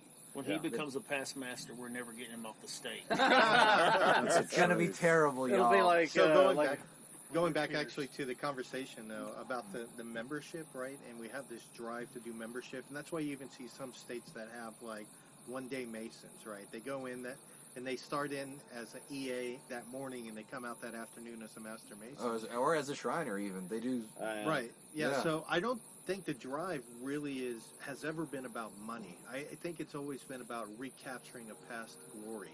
Yeah. Right? That we had millions of members, and that's what everyone is focused on. I get it. We used to be so huge, and in the past 60 years, we've seen year after year after year of loss. We used to have all the city council members and the mayors, but hey, Yeah, we still need Earl working down at the Jiffy Lube to be just as active as the mayor of the city. Yep. in our law. Absolutely. Yep. So I think the problem really is a loss of focus, as opposed to maybe some kind of monetary game. No, game that we we're have looking at. become really focused on that membership number because we've gauged our success so long on Right. where we at as members to where at our peak, we had over 250,000 in Texas, but Masonry today may be better than it was then with 70,000. It has Right. the possibility to do, but we're so hung up on the numbers that we're missing the forest for the trees. Well, I think in the 1830s and 40s, we became a nation and a state, Right. and I think there was about 360 Masons in the whole state of Texas. Yeah, there wasn't many. So, and we accomplished a lot. Yeah, that's a good point. And That's most a of good them were point. in, Sam Houston, Bowie, Travis, all those guys. Yeah. Governors and heads of colleges, Yeah. R.E. Baylor and all those guys. And they accomplished a lot. And they didn't have 260-something thousand people. Yeah. So, It's a lot to consider. Well, and also when you read about some of the Masonic writings that are coming from those eras, they were complaining about the exact same thing we're sitting around here complaining about right now. It's like every era. membership's going to hell in a handbasket. I read Membership's those bad, and meals. people don't know the work, and Those- Masons are lazy. That damn new greatest generation, whatever they're calling it. I tell you, and I say this to a lot of people that I talk to. I read a lot of old proceedings, especially chapter and council. And 1984 is the best proceedings for the Grand Council ever. I think. 1984.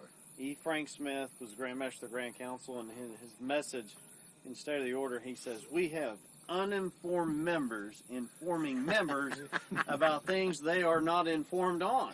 And I thought, holy cow! I feel that in Is my this soul. 2019? But I'm like, this is 1984. I was 5. And I'm like, holy cow, this guy's reading my mail. We have the same issue in Masonry in Texas. How many? I mean, we all know we have uninformed brothers informing brothers, but they have nothing to be informed on. They don't know what the hell they're How talking many about. times have you heard, "You can't do that, it's against Grand Lodge law," and then you look it up and you're like, "What are you talking about?" What I always say is, show me. Yeah. And then it's like, well, look. Crickets. Let me, I got to find it later when I get home. What article is that? What do you mean article? What are you Those talking are about? always- Articles. Oh, I think it was a Grand Master's decision way back when. Oh, go away. Leave me alone. Let me go find that book. I got those too. Show me. And there's this weird perception that if it's not explicitly outlined in the Grand Lodge Constitution, then it's not permitted. When you go to the Grand Lodge training, it's the exact opposite. They're like, unless it is explicitly forbidden, Right. you can do it. I like to deal in facts. Don't tell me your opinion on it. Yeah. I can do my own opinion. Yeah, I deal in facts. You either have it on order or you don't. The only jurisdiction, or at least the only American jurisdiction that I'm aware of where the rule is the opposite, so our rule is if it's not prohibited, you can do it. Right. The only American jurisdiction that I'm aware of where that is not true and where it is only permitted if it is explicitly permitted is the Grand Lodge of Pennsylvania. Yeah. Because that is actually one of the statements in their they call it something else. It's not a it's something, but their law book Right. Well, they do. states if it's not permitted, then it's not permitted. Yeah, they do a lot of things differently. Great brothers, right? Yeah, no, and we're not knocking them. It's just that's the only example that comes to mind. So- Usually, when you say you're not knocking them, you're knocking them. yeah, but no, I'm just Especially bringing them up. Gabriel. as an Beep, example. beep. Did you just hear that bus go by? I think Pennsylvania got dumped under it. I learned this past week about Pennsylvania is they don't do the past master's degree there because when the chapter broke away, the Grand Lodge kept the past master's degree. Right. It's right. called the Yeah. installed So- master's degree. Yeah, Yeah. It's So it was it's pretty cool. interesting. What else you got? Give me a good Yeah. question here. So we talked about what We've the been biggest through 3. weakness is. What's the biggest strength? What do you The guys biggest think is the strength- biggest strength of Texas Freemasonry? The biggest strength in Texas Freemasonry is what we got up here. The people, This is the it. relationships. These are people. I've been on tons of investigation committees. I've never been on one. And I asked the candidate, say, "What makes you want to join the Masons?" And he says, "I don't want to learn questions and answers. I don't want to learn that memory I love word. memorizing stuff. I've never heard any candidate tell me that to my face. Now, if anybody in the Such a state of great Texas point. that's listening to this has had a candidate tell them that at their house, Call in please right now. call. Chance's phone number, Because he's answering I've the got- phone let's give for everybody us. Gabe's phone number real quick. Ricky has a unicorn running around over here. It's My a phone donkey. number is 979. Yeah, we got some ocean But, front. dot. I Is- ain't telling y'all that. And Right and Worshipful Reese Harrison said it at South Central Conference last year when he got up there in front of all the other Grand Masters of the Grand Councils, and he goes, "It's about us. When's the last time you went to the movies with your friends or that are Masons and their wives? When's the last time you all went out to eat and so forth? You know, people see people like us out and about, whatever we're doing, and." That's why. I mean, I don't go to lodge just to sit around and eat fried chicken and green beans. Yeah. I do it because of people like y'all. No, absolutely. I have more memories. I have some memories of some degrees that were phenomenal. Sure. Don't get me wrong. But I have more memories of leadership trainings, forum and exam, where you're just cutting up with guys Yeah. and brothers on the sideline. And that's what it's all about. I mean, some of my favorite memories are being locked up in a car, driving to Corpus with Yeah. Billy, and, you know, just really getting to know somebody. Riding in a car with Sam Gibbons. Easy. There you are, Oh, Sam. I had to geez. say your name on here. Hey, I'll tell you. He'll test you. He won't listen to this. I call it parking lot masonry. Yeah. Yep. You get out in that parking lot after lodge is over, and you'll have discussions. I was at Azel Lodge one time, and I visited there, and I sat in a parking lot with about 5 or 6 guys, and we're talking about stuff that, you know, they're like, I didn't even know about that, you know, about the Yeah. old charges and stuff, and things that we're not teaching because we're too busy thinking we're teaching the right thing. Yeah. When there's other things that men want to learn. And parking lot masonry, I think, is a big thing. Whether it takes place down at Papa Do's or in the parking lot, you know, if you're with your friends, that's what the world's about, because we're all here for a short time, and whenever it comes our time, you know, it's the relationships we made that are going to make a difference. Another big thing we do is, of course, the charity. I mean, that's a big thing. I'm all into the charity. There's so many. A lot of them. Yeah, there's so many pros for masonry, especially right now. Back when I joined in 2000, you know, there's just so. I'm sure there was things active that were huge, but not right. Like right now, there's just so many things going on. Look at on a Saturday. You pick any Saturday, there's something going on Masonically in your area. I don't care where you're at. Yep. You can't plan nothing and not Right. over. But you got a great point, you know, because I think about my mentor and, you know, special moments learning the questions and answers, but there were times in between to where he would just give me some little piece of advice about being a man, and he wasn't meaning to do it. He'd just say something and change my life. And I can think of several instances of things he said. It wouldn't have happened if we wouldn't have just been hanging out. Exactly. You know, Or and- going on a trip. Yeah. Yep. Those are good. Good. When you memories. put it in perspective like that, it really kind of makes us. It really kind of puts it into perspective for me, at least. The stuff we just talked about the you know the challenges we have as Freemasons in the state of Texas. It really puts it like on a scale. Sure. That the good stuff is ridiculously outweighing the bad Oh, stuff. yeah. But we sit around as Freemasons and we, you know, complain about the Dress membership code. dress. Let's open that can of worms. How many of y'all got a collared shirt on? I do. Gabe does. I gotta leave, guys. I'm not gonna get colored. Chance has his V-neck on. So. He is wearing flip flops though. With his hot tan. So, What else you got? for us? but the important thing, by the way, of that though, is you got to be active to get those moments. That's it. Yeah. Because Right. if you're not hanging out with the guys, you're not Participation. gonna. Just like SpongeBob. There's gonna be some boring, Participation. be some boring hard moments, but it pays off when you And the get a little bad thing master's is- wages. Is if you don't make somebody feel like they belong at your lodge, and they go home and they're watching whatever they like on TV, then the next month, they might decide to keep watching what's on TV instead of coming back. Been there. And after a while, it becomes a habit. Yeah. You And gotta then, give them some value. and even Whether it's my brother, he told me, I said, hey, he hadn't been to lodge in forever. The guy that raised him was a guy named Tom Land, past Grand Master of Texas. That was his boss. And he told me, he goes, I don't know if I can get in the lodge. I don't know. He don't remember any of the stuff. Yeah. And I said, dude, you can get in there. But, a lot of guys are embarrassed because of the way that people make them feel. Yeah. We need to be welcoming people. Sure. And making them feel like, hey, we're friends. We're all together. We're one. Yeah. And, We're all brothers. and companions and stuff. And it's one of those things where if a guy gets in the habit of staying at home, then it's going to be harder for him to come back to lodge. Way harder. Habits are hard to break. Yeah. No. Give us a good one, Gabe. Well, so this is going into more of the specifics now. So y'all are both pretty active on social media. Ricky definitely is very active on social media. How do you guys feel or have used social media to build excitement in Masonry? Ooh. That's Ricky, 100%. I don't know anything about it. I'm glad to see that you got the right council symbol on your shirt there, Gabe.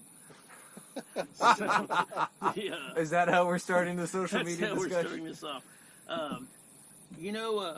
I'm a big fan of social media. I was pretty shy as a kid when I was growing up, and I whenever I got on social media, that's how I met my wife. Whenever I was in junior high and stuff, I was a stalker, and in junior high and stuff, and it came our 20-year reunion. I was on there, and she was on our page, and something about Mary is I what this contacted her, and we started dating. And I didn't know you were here. I'm trying to figure out when you're talking, I'm pretty quiet. I'm sorry. So, That's funny. but whenever it came time to start my company, I used social media.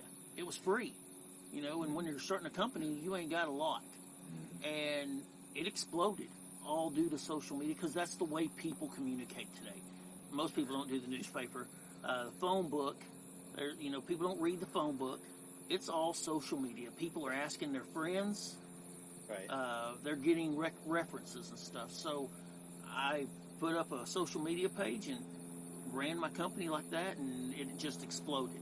And why not? It should work for a lodge. So we use it for, we started the lodges on social media, and the younger generation, anywhere from 18 to 40, they're on there, and they're looking, and they're Googling, and they're hitting it, saying, hey, what about Freemasonry? Tell me about Freemasonry. How do I join? What do I got to do? We did the Grand Commandery Facebook page, social media part, and linked it to Twitter and Instagram and stuff, and we'll get, I'm not kidding you, 30,000 hits on there. And it's phenomenal, and it's all free. And if you're running your lodge like you'd run a business, because that's all we did, it was hard at first, and I got friends with me, Billy and guys like that came on, and they said, hey, we'll help you, which made it a lot easier because people were sending us stuff to, hey, can you do our page? Can you do this page? And because they saw the outcomes of the pages that we were running. And social media was a big excitement for lodges, and it increases that and membership go hand in hand. So, But you got to be active. yeah, you got to be active. You can't That just seems to be the put running theme of put this. if you put a page up And you don't do anything. and you haven't posted on there in 18 months, Oh, yeah. it's got to be an everyday thing because of algorithm and things like that. Hopefully that's the right word. Yep. And You don't sound that word. no, I cannot. You conveyed the I don't think concept. I That's a can Jim spell Rumsey it. word. It is. I don't think I can Now spell calling it either. Right Worshipful Brothers, Dr. Jim to Rumsey. spell it. Don't ask me to spell it. As he calls in right He's now. calling Doctor, in. as he'll point out. Yeah, Doctor. Right Worshipful Brother, Rumsey. Dr. Jim Rumsey. Yeah. Hell of a Tell good us guy. how to Please say this call word. Chance Chapman, and he will screen your call. But Can I ask today, a follow-up question to that real quick? today, if your lodge isn't on social media or your organization, whether it's your business or whatever it is, if it's not on social media, you're missing out. There got to be a way to find you.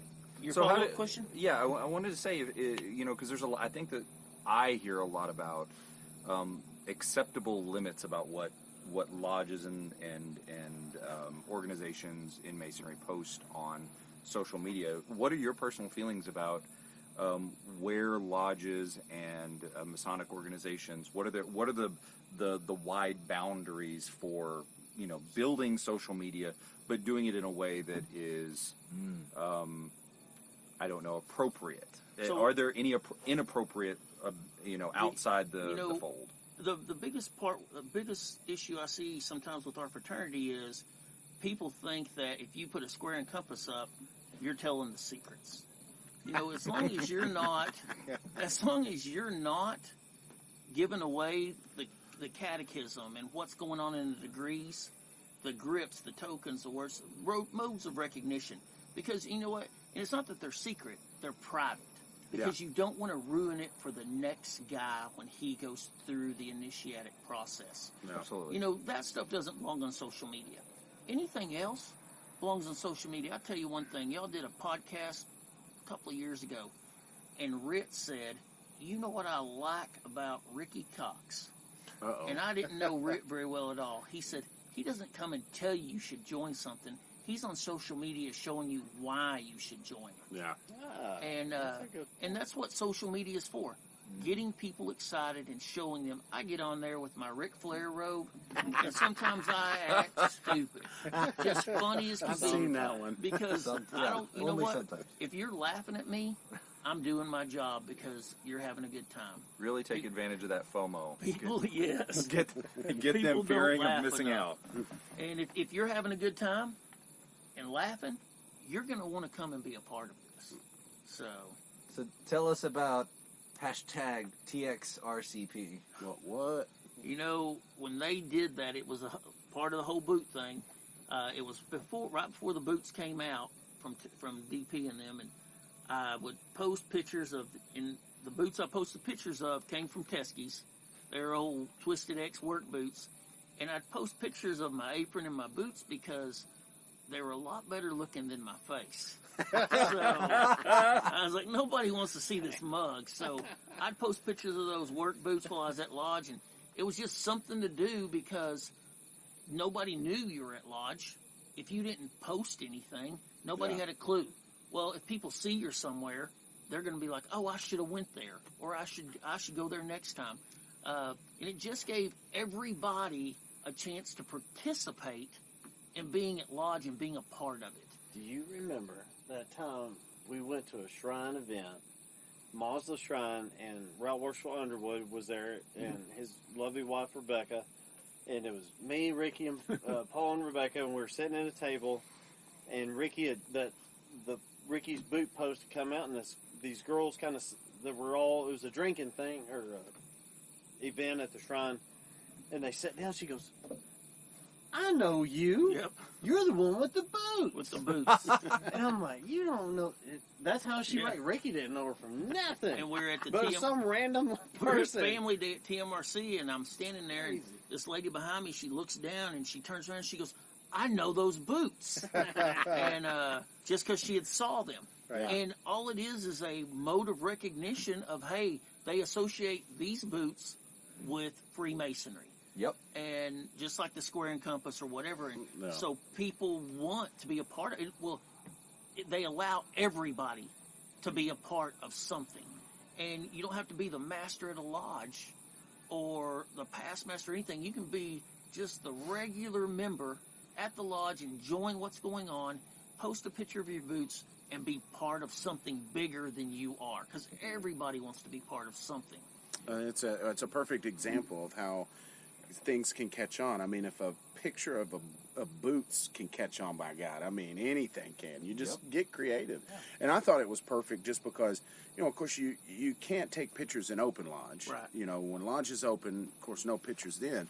But, while lodge is getting open, it was a great way to say, I'm here, do you know what's going on here? You know, Where because are you just you get a at? shot of the floor and the boots, and it's like, these boots brought me here. Where are you? There's a lot of lodge pictures taken. I mean, you know, Yeah. different All throughout over the the state. world. Yeah, that's Yeah. pretty cool. I mean, No, if you- we had people in Scotland. Scotland. Taking, You need to Google- start doing that. again. Google I'll never hashtag forget- TXRCP, and there Yeah. are thousands of pictures. I'll never forget this one pair of Twisted X boots that you wore, and they were the most hideous boots Hideous. I've ever seen in my Yeah, life. I And agree. they were My friends in yellow Georgia and wouldn't allow red, me. and it looked like you were wearing McDonald's Happy Meals on your feet. It was so Well, hideous. the story behind that is because I wore all kinds of boots, and I had those Peruka boots that I got from Those DP. fire And, engine red looking things. And then those? he brought some But they boots. had yellow on them. Yes. They Yeah, looked like they were McDonald's fish. Happy I Meals. thought I was They were the McDonald's. fish boots. He says, yeah, "Hey, the pure cuckoo. I got a pair of boots for you.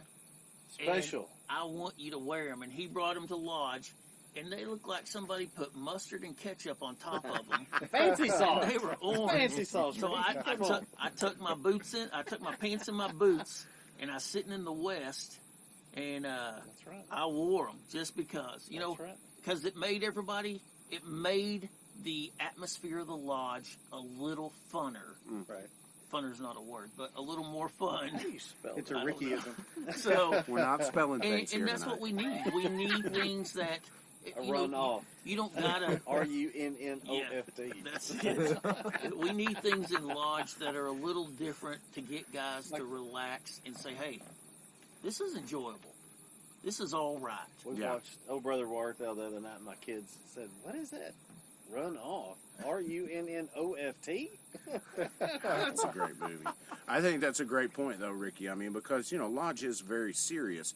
But you got to remember, you got that EA sitting over there that the last thing he heard is you got a year, and he's at month 9, and he's thinking, I'm fixing to get kicked out. It's a fraternity. Yeah. It's a fraternity. Yeah, right. Yeah. In a fraternity, you should be having a good time. There's shenanigans now and again. Absolutely. There should be. You know, and there's business parts to it, but there's also, it's got to be fun. Yep. And if being silly makes it fun for everybody to where they want to come back. If I'm Yeah. not having a good time, I'm not coming back. No. Exactly. guarantee. I've got a million better things to do than attend Yeah. a meeting that I don't want to be at. You tend to go to lodges, chapters, councils, commanderies, Scottish Rite, meetings, grottos, shrine, that you have a good time at. And I didn't Because like it's the, worth your time. I didn't like the TXRCP hashtag thing at first. And I didn't even understand the hashtag thing at first. You thought it said pound. I was like, yeah, I thought it was pound. And I was like, what the heck? And whenever I learned what it was, it may not seem like it, but I'm a little humble. And I didn't like my name being associated with it just because that's just not me. I thought he could come up with a better hashtag, and it was a guy from y'all's lodge. I Yep. thought he could come up with One of something our better past than masters, that. yes. But it kicked What off. up, Greg? And then I was like, whenever it kicked off, I was like, you know what? If this draws people to our fraternity and makes them feel like they're a part of this, and it's getting people from Scotland and all over the country Yeah. to participate, then why not? You know? That was one of our first conversations when you Yes. came up to me and asked me, what is this TXRCP I had thing? no clue. That's so funny. He didn't even know. I was like, pound. Dude, I remember Greg calling me and being like, we need a hashtag for this. So It you is. guys have been in the fraternity for a while. How, from you guys getting involved in the fraternity to now, what would you say are the changes that you personally have seen as an individual Mason? Okay. Well, individual Mason. Touchy changes. You know, and I used to be, because I was all ritual, 100% in it, everything. And I always thought that if a guy didn't know the ritual as good as I did, or really know it that good, then it was a little bit, you know, he was a Mason, but he wasn't Yeah, wasn't up to snuff. up to snuff. Yeah, that's a good word right there. And I had a great conversation with a very, very dear, good, close friend of mine. And he drives a white Volkswagen. TDI turbo diesel. Drives a white Volkswagen, and he and I have been all over a lot of places. There's a lot of miles on Yeah. that. A lot of Volkswagen. miles together, Yeah. and we had a conversation one night in his car as we were driving down between all the trash and toothpicks in there. Rhett's You laughing. could build 'cause a you- wood log we- cabin. we- Lincoln Logs in Yeah, there. you could. And he says, we were talking, this discussion that you brought up, Gabe, came up, and I said, man, it's the ritual. I really think it is. And he says, well, what makes a ritualist more of a Mason, per se, than a guy who doesn't know any of the ritual, but can raise $25,000 for In scholarships a day. when the ritualist can't or doesn't? Yeah. And a light bulb went off, and I thought, damn, he's right. He's exactly right. We need the ritualist. We need the guys raising $25,000 in one day at an event. We need the guys cleaning the lodge. We need every aspect of that lodge, and we're all on the level. That's Yep. And that was I guess you could say, come to Jesus for me, because and if it wasn't, I probably as he says, we probably wouldn't have ever met. Right. He wouldn't have been a Mason, and I have completely changed my outlook on that. And most of you know me. I'll listen to all avenues, sides of it, and then I'll make my own decision. I'm not. This is the way it is, and this because this is my way. I'm not that person. And Sam is a really, really good friend of mine, and I talk to him almost every day. And he would do. He and Ricky would be the guy I'd call if I was broke down, because I know Sam would come faster. Because that Volkswagen gets better fuel mileage. I'd have to get dressed. And Ricky's like, well, I got some things to go do first. I'm on my way. Give me an hour and a half and I'll leave. But Sam Givens does more for Masonry than a lot of Masons that Damn I've near known. most Masons, yeah. Than I've known in 20 years. Just don't ask him to stay longer than an hour for a And meeting. if your meeting's longer than an hour, he's out. He and gone. I've seen it. I've been part of it because I've rode with him. He'll tell you before the meeting starts. He'll Is this going to go over an hour? He'll look at his watch and say, he's got 10 minutes. And Sam is not a ritualist, but you know what? The thing, like DP was saying, Masonry. When Sam got in Masonry, and it's something you guys said, like DP said, on the level. When Sam got in Masonry, he's not a ritualist, but Masonry lifted him to that level that we all stand on. Yeah. The level isn't meant to be where you step down to. Sam stepped up and met us on the level from a better man than what he was, and started changing people's lives the way he changes people's lives. And he does a hell of a good job, and I commend him.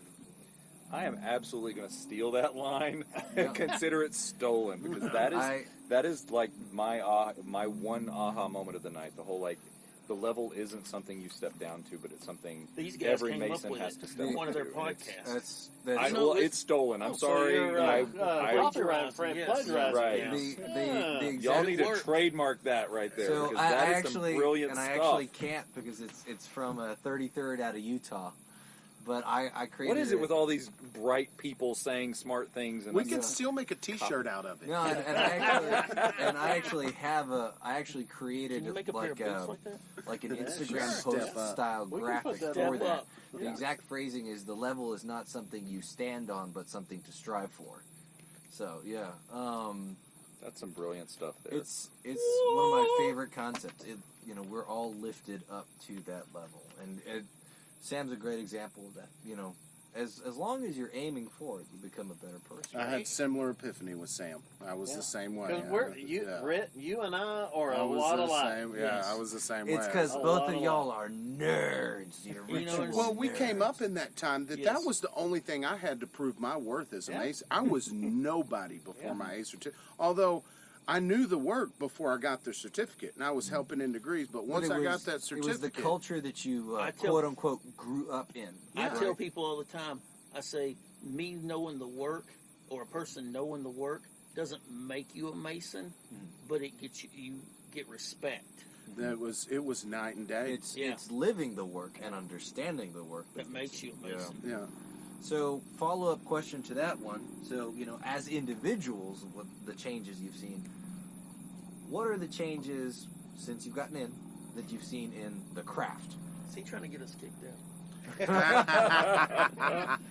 So, how has masonry changed since you've gotten involved? Now, Well, Gabe, you got to remember, when I was master in 03, You had to walk up a hill both ways. when I was master, it was in Lubbock, Texas, and there was a cold storm blowing in. No, I went to Grand Lodge in 03, and on the resolution book was, do we close the Masonic Home and School? I was master of a lodge, and I was 24 years old, and that was the resolution. And I rode there to Grand Lodge with a past master of McKenzie, Ray Copeland, who was master of lodge when I joined McKenzie. Great guy. Awesome guy. One of the best men I know. And we drove down there, and as we all do when you go to Grand Lodge, you pull out the old resolution book if you're with somebody, and you're like, all right. and then you argue. Resolution number 1, let's hear it, boy. Let's hear Yes you or got no? That's it. Yeah. And that resolution got brought up, and I was like, of course, I was a punk kid. Yeah. But I was master of my lodge, and I said, we need to close that thing, do away with it. And he says, what if we got rid of all the people that are in charge of it and put other people in charge of it and made it a better deal? And I thought, damn, he's right. Yeah. Of course, things happen for a reason, as they say, but that was the big thing when I was a master in 03, going to vote on that. Yeah. That was a big thing That's in Texas. the biggest thing in the last half century. Oh, yeah. No doubt. And to be a part of it and be there for all the discussions. It was a And carry big 3 deal. votes on that, yeah. Yeah, it was a lot of pressure then. I was just a It kid. was a big staple. In I was just an Texas. old ritualist guy. And for any of our listeners that are not familiar with it, the Masonic Home and School was, basically an orphan's home. It was 1899 to 2003. 1899 to Yep. 2003? Yep. So just over 100 years. And, I mean, it was a safe place for kids that didn't have anywhere else to go. Yeah. And It was a great thing, and I wish we still had it. But We don't. water under the bridge. Yep. Let's go on. What was your other question? just, yeah, what are the changes you've seen in Masonry since Okay, getting I involved? never thought we would see the age change to 18. Yeah. Never thought that would happen. And I'll never forget it because I thought it was a hell of a good idea when Right Worshipful Miller made a Grand Master's recommendation that affected the EAs and fellow crafts and doing something Yeah. with all these members that we have sitting out here. And as I was going around the state that year and traveling with Sam mostly and Ricky and everybody, they'd say, what do I think about it? And I said, well, it's a hell of a good idea. If you've got one, I want to hear it. I'm open to ideas, but and that just failed, but it was a hell of an idea. It was. And And what was it specifically about getting entered apprentices and fellow-crafts involved? we'd have to go back to It was a day On pass. the ride. it was If you were an EA, been investigated and everything, then and you passed your year, then they would come in and do your fellowcraft and masters in a day.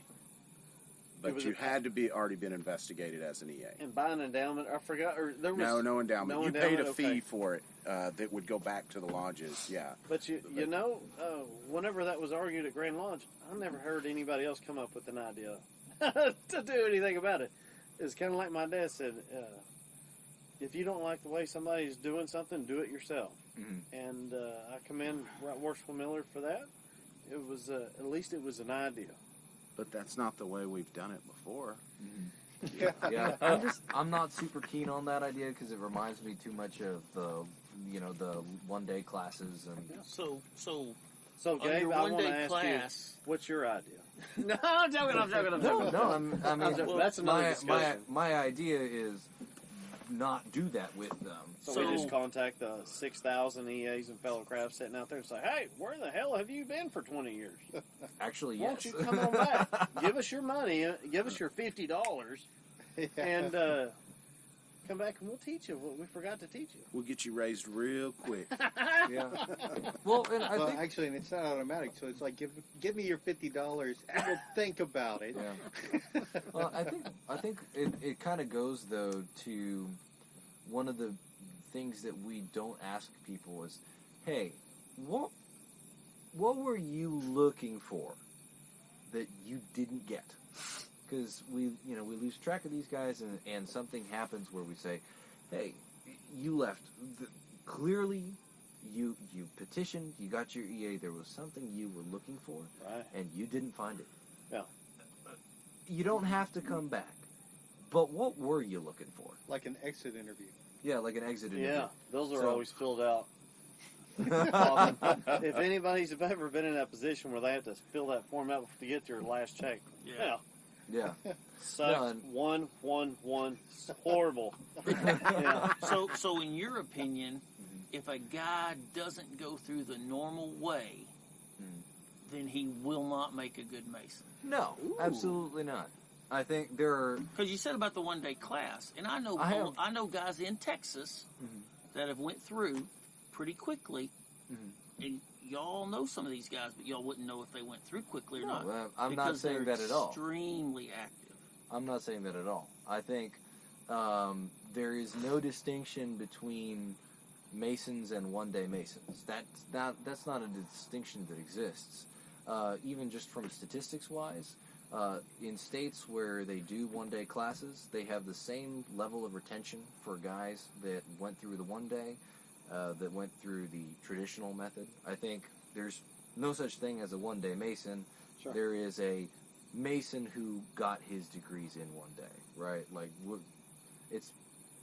it would be a bad thing to put the focus on one day as opposed to Mason. He's a brother, and that's great. Like John Wayne. Yeah, in Arizona, yeah, they did it one day. MacArthur too. Yeah. But You mean the people we biggest paint thing murals is- on? Yes. the biggest thing it goes They back weren't out to there. is being able to develop those mentor-mentee relationships. Oh, I get it. And I get going through the traditional degree process gives you the chance and opportunity and the time to develop those All right. really important I relationships. got a question for Gabe then. And Billy. We're Oh, asking hell, I'll questions just ask now. all of you. All right. I've heard a couple of times, in my Masonic travels, that some people have said, maybe Texas should omit on the decision of the lodge the second and third section of the EA to advance. Would that bring in more, less? What? That wouldn't change anything. I don't think it would have an impact. No. You don't think it would? No, because the guys that are getting involved, the guys that are petitioning the lodge don't know what's involved in the entered apprentice, so it wouldn't change or.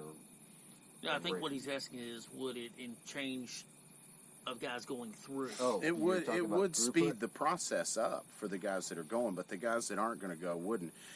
To me, I feel like we're so close on the cusp of having the instructors we need to teach these candidates, because that's where we're at now. We're trying to make this shorter, not to get candidates in and make their journey more pleasable. We're trying to make it easier on us. That's the whole reason we've changed the way we can open EA and Fellowcraft lodges now. We've shortened our lectures. That's because we didn't want to do that part. So why did they make it longer back in 1921? 1921 when they cut, because the way the proceedings read is that they were there from the beginning. The second and third section was there, but nobody was doing it. Well, we didn't even have the catechism from 36 to like the 1950s. This didn't is turn a in good any work. Jim Rumsey 1850, sorry.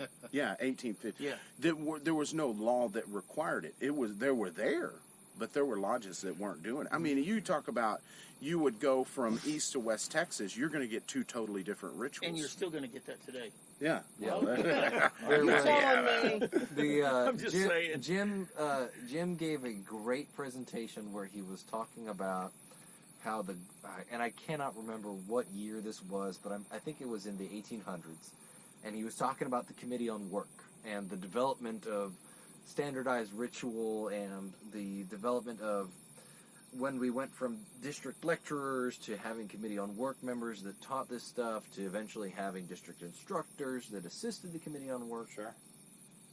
And this Grand Master goes out and visits a lodge in, I think, El Paso. Yeah. And Oh. he goes and he talks about this lodge, and he says, well, that it was very good ritual, but that he wasn't sure that it was Texas ritual. Yeah, he knew it wasn't Texas ritual. Yeah. But, I mean, that was no man. That was Texas, but, I mean, they were disconnected from us because it was 10 days buggy trip. In his talk that he gave at MasonicCon, he said that essentially your ritual was whatever the grand lecturer exemplified for that year. So he could change radically from one year to the next. Hard to believe. Yeah. Well, I think to kind of get back a little bit to the question that we started with before we meandered a little bit. What was that? How has Mason About the section Where are we? specifically. Oh, okay. That's a... What lodge did you join? Is that I where you're rewind at? way too much. Second and third section. Let's talk about I it. think that when it comes to the second and third section, like to Gabe's point, nobody coming in is going to know what we're going to be doing second and third section. But I think that the more we push for shorter and shorter and shorter catechisms, learning processes, whatever you want to call it, the more that we are shortchanging people of the experience of being a Mason. And I realize that there's a lot of people who disagree with me with that. You know, leave your comments below on the Facebook page, whatever. I don't care. Don't at me. Don't at me. But the point here is, I think that the problem, if we're going to boil it down, we're talking about membership numbers, and we're trying to find ways to like massage numbers so that it makes it more palatable, and to make it shorter or faster, or to get more people through the program, however you want to say it. But at the end of the day, I don't think anybody who we talk to about being a Mason is ever going to say, I joined Freemasonry so I could have an easy way from point A to point Z. Are they going to say I joined Freemasonry to repeat words back to a guy? But that's not the process. Just one. That's not why they're joining, of course. No, Right. Nobody and they is. better not be Because our just question's the repeating same. words. Our Yeah. question's the same. Exactly. What I'm Okay. saying here, though, And- is that I and- think by removing So- obstacles and and you're making talk- it faster, So you're talking about the second and third section of the EA. sure. So are there other sections in the Fellowcraft and the Masters? No. Well, no. Yeah, so but- there's no other sections. There's only one section in the Fellowcraft, one section in the Master's Absolutely. degree. Absolutely. I think Are you sure? this is interesting. I think I'm not talking about the catechism. I'm talking about the work. Oh, yeah. Oh, the yeah. work. Yeah. So, yeah. Okay, I so gotcha, why don't I we gotcha. do the second section in the Fellowcraft or the Masters if we're doing all the sections in the Well, EA? I'll say both I can absolutely sure. Let's add more. I'm I was like, gonna say, let's if you're add adding, more. add more. If you're adding, that's talking great. to a ritualist here. You're talking to somebody who wants more and Yeah. who thinks like Yes, Gabe yes. was talking about, dive into the deep end of the pool. But what I'm saying here is that I think that for the sake of making things faster, easier, going through the system, making it more palatable, that when we start shaving things away, we're not doing anything besides hurting our membership numbers. So do you think that hurting the membership numbers also comes from from only teaching the catechism and not teaching lodge leadership? Yes. Oh, absolutely. Because that doesn't happen at all. Yeah. Oh, You'll absolutely. have a guy go through all the chairs and he gets up to the east and he's still. Yeah. Still has no idea where he's And at. that's the Right. thing, is that's become the checkpoint. You finish your catechism, check, you can be a Fellowcraft. That may not mean he's ready to be passed or raised, just because he can turn his proficiency. I don't think people are walking away because of the catechism Yeah, or they're how not. many sections Exactly. are in That's there. my It's point. when they open that door to Masonry, what did they find behind it? Yeah. And was it something that interested them or not? Yeah. And was it it was only an emphasis KFC on and not catechism? Popeyes. It's the feathers on your chapeau. And I think that also one of the things that we're losing sight of is when we ask, hey, did we ever have anybody that joined because they wanted to learn questions and answers? Nobody does that. It's just understood that the questions and answers are a process of advancing Masonry. That's not why people join. It's not why people don't join. Sure. It's just understood that, hey, there's a process to becoming a Master Mason, and this is just part of the process. And as far as sections 2 and 3 go, I see real value to them because section 2 explains the initiation. You don't need section 2 for a fellow crafter, for a Master Mason, because section 2 explains the entered apprentice ritual to the candidate, the reasoning behind movements, the reasoning behind things that he is asked to do, right? It explains the ritual portion. So section 1 recounts the ritual, section 2 explains the ritual, and then section 3, which is unique to the entered apprentice degree as well, you don't need it for the fellow craft, you don't need it for the Master Mason. Section 3 explains how lodges run, how lodge should ideally look like, and why the lodge functions the way it does.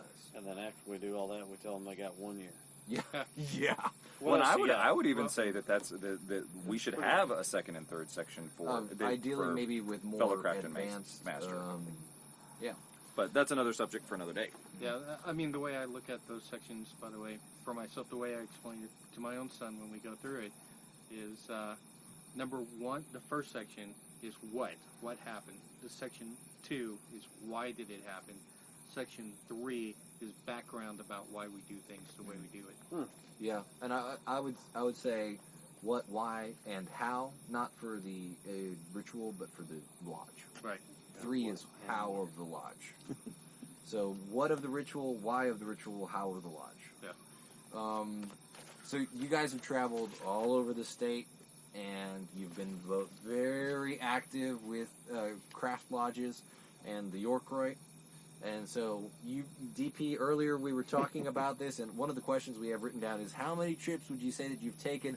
And you were totally going, well, hell no, you don't know how many trips you've taken because at this point you lost count. So the questions we'll ask you guys is, what have been the trips that have stood out to you, most to you, and why?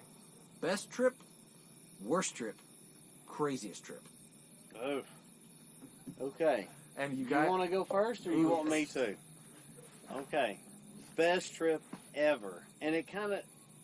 I've got 2 crazy trips. Anyways, I got a couple of... Y'all know me pretty good. One of my best trip I ever went on was Ricky, Sam, and myself. Was it the same as you? Mm-hmm. Oh, my God. That's crazy. We might be brothers. No, I'm just... We went, it was right after Grand Lodge, and I was just got installed as the Grand Junior Deacon for Mike Wiggins. And Ricky Cox, Sam Gibbons, and myself drive down to San Antonio for the Alamo. Menger Hotel. We got a room at the Menger, and we got there, of course, the day before the annual. We used to meet in the Alamo. I don't know some of you kids up here on the state, but believe it or not, I remember dial-up internet. But believe it or not, us Masons used to meet inside the Alamo every year in December, in a tiled meeting. It was pretty cool, and I've never been. And so Ricky, Sam, and we drive up there, and the night before we get a room at the Menger. That's Sam's place, and we kind of walk around just talking and looking at things, and it was a hell of a good moment. Being friends. Just being friends and Masons. That's what it's about for me. And then the next day, the next evening, we have the Alamo thing. We go inside the Alamo, and it's a tiled meeting. Have y'all ever been in there? Yeah. During that event? No. Well, look at that. Look at that. Everybody's been in the Alamo, but nobody up here has been in a tiled meeting in the Alamo but myself. Chance? Yes. You've done it. Yeah. Of course, Chance was actually born in the Alamo. Probably. That's how Texan he is. Yes. But we were in there as a tiled meeting, and it was crazy hot in there. crazy hot, and it's Because at they night. don't have air conditioning, by the way. No, it was. I Oh don't know. yes, I remember during the Texas Revolution when they called Texas Comfort. Yes. Texas So Total Comfort. it was. I was looking for a red bike. It was. It was in the basement. Yes. Anyways, it was crazy hot in there, and this guy passed out. Whoa! Wow. Mason in the door shut. And this guy passes out in there from the heat, I guess it was. And they call an ambulance, and they get him out there, and he's standing out. He's laying out there on like a gurney thing, out there in front of the Alamo. And we all start the event's over, and we walk out, and I can see all these people looking around at the Masons wearing aprons, and there's an ambulance. You know, what are they doing in the Alamo? I'm like, golly, that's not. It was pretty funny, but that was. And on the way back, we stopped At a Mexican restaurant. there. Yeah. San Saba. San Saba. That's another story. That's anyway, another story. we stopped in Dripping Springs. They were Yes. having a stated meeting, and we stopped there. Rambo Lodge. Yes. Yes. And that's the night they says, we're having an event at this county fair. We need somebody to come work in work in the what do you call The it? little booth. The booths where they make they were Cotton candy. No. Potatoes. potato wedges things. Yes. Oh, okay. Spiral. You seen like at the fair? Oh, the Curly spiral fries. cut taters. Yeah, So we're sitting in tater there. on a stick. That's the spiral thing. Curly fries. And they says, we need some more people to do this, or we're not going to do it.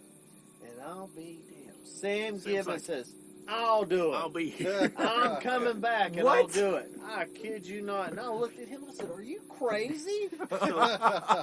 He says, I ain't got nothing else to do. And I'll be damned.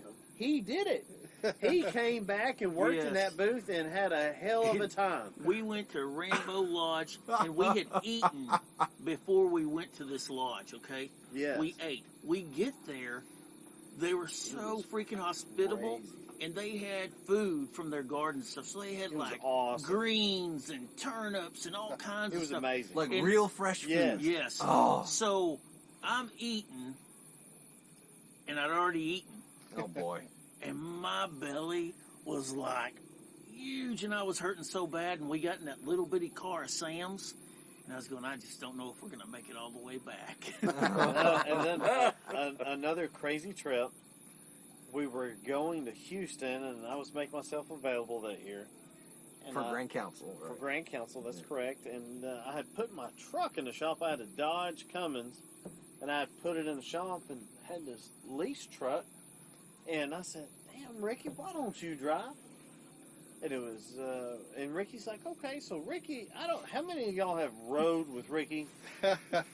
He's not just the best driver in the world. No. And he doesn't know where in the hell he's going. He doesn't know how to get there. And he can't really see that well when he's driving. He just goes. But I didn't know all these things at this point in time. So Ricky's driving, I'm in the passenger seat, we're driving, and there's a semi good. It's kind of far-fetched, but it says 100 yards away, and the tire blows on that truck. Yes. Oh The no. tire on the trailer blows, and it throws the thread out. Most people, common drivers like us, would either straddle it or just lightly turn the wheel to miss it. What does Ricky do? Run over it, baby. 10 and 2, baby. No. 10 and 2. Hits that damn truck tire. Boom! On the passenger side front steer tire. I'm like, what are you doing? He's like, I didn't want to jerk. Dude, this thing was 200 yards in front of us. Took a big hunk out of our It's tire. not like it happened right in front of us, and it was like life or death splits. No, hell no. It was way up there. We're in a truck. And he hits that thing, and we stopped to eat in Waco, and I said, I'm going to look at that tire. I kid you not. There was a Egg. knot knocked out of the tread of that tire, at least 8 inches wide, and the whole tread was missing. I said, well, I damn sure hope we make it to Houston and back. And Ricky did not drive the rest of the way or the way back. Oh, But, man. of course, my favorite trip, of course, also would be all the trips to Waco for Grand Lodge and Grand Chapter, Grand Council, School of Instruction, Grand Command. I mean, Oh yeah. So That's great. that story explains why when we went down the Brownwood Commandery, and it was the three of us, DP was like, "I'll drive." I don't let Ricky drive. Well, his car doesn't hold more than itself. Thank so. goodness. What about yours? What would be yours? You know, I do like the time that we went out of our way and put everything on the line to go try to help out a fellow brother down in Port Neches. We get down there thinking it's only one candidate. It was a fellow companion. Yes, companion. For this meeting. And when we got there, because this is a York Wright podcast thing that we're doing here. Yes. It was a companion. And we get down there. We were defrauded. Look at him shake his head.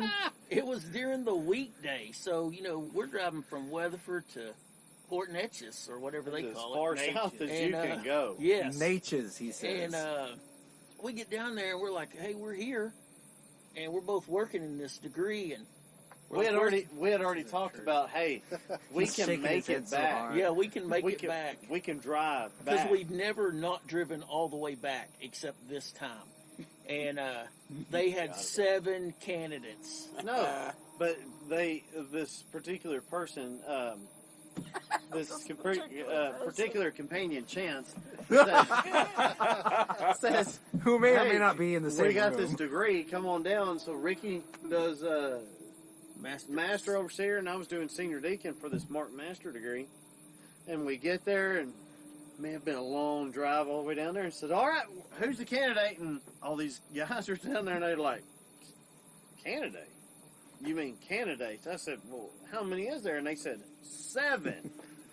And I could just look at the clock, and I'm going, okay, 30 minutes, 30 minutes, 30 minutes, 30 minutes. There ain't no way. in You hell were running we're at go- the time.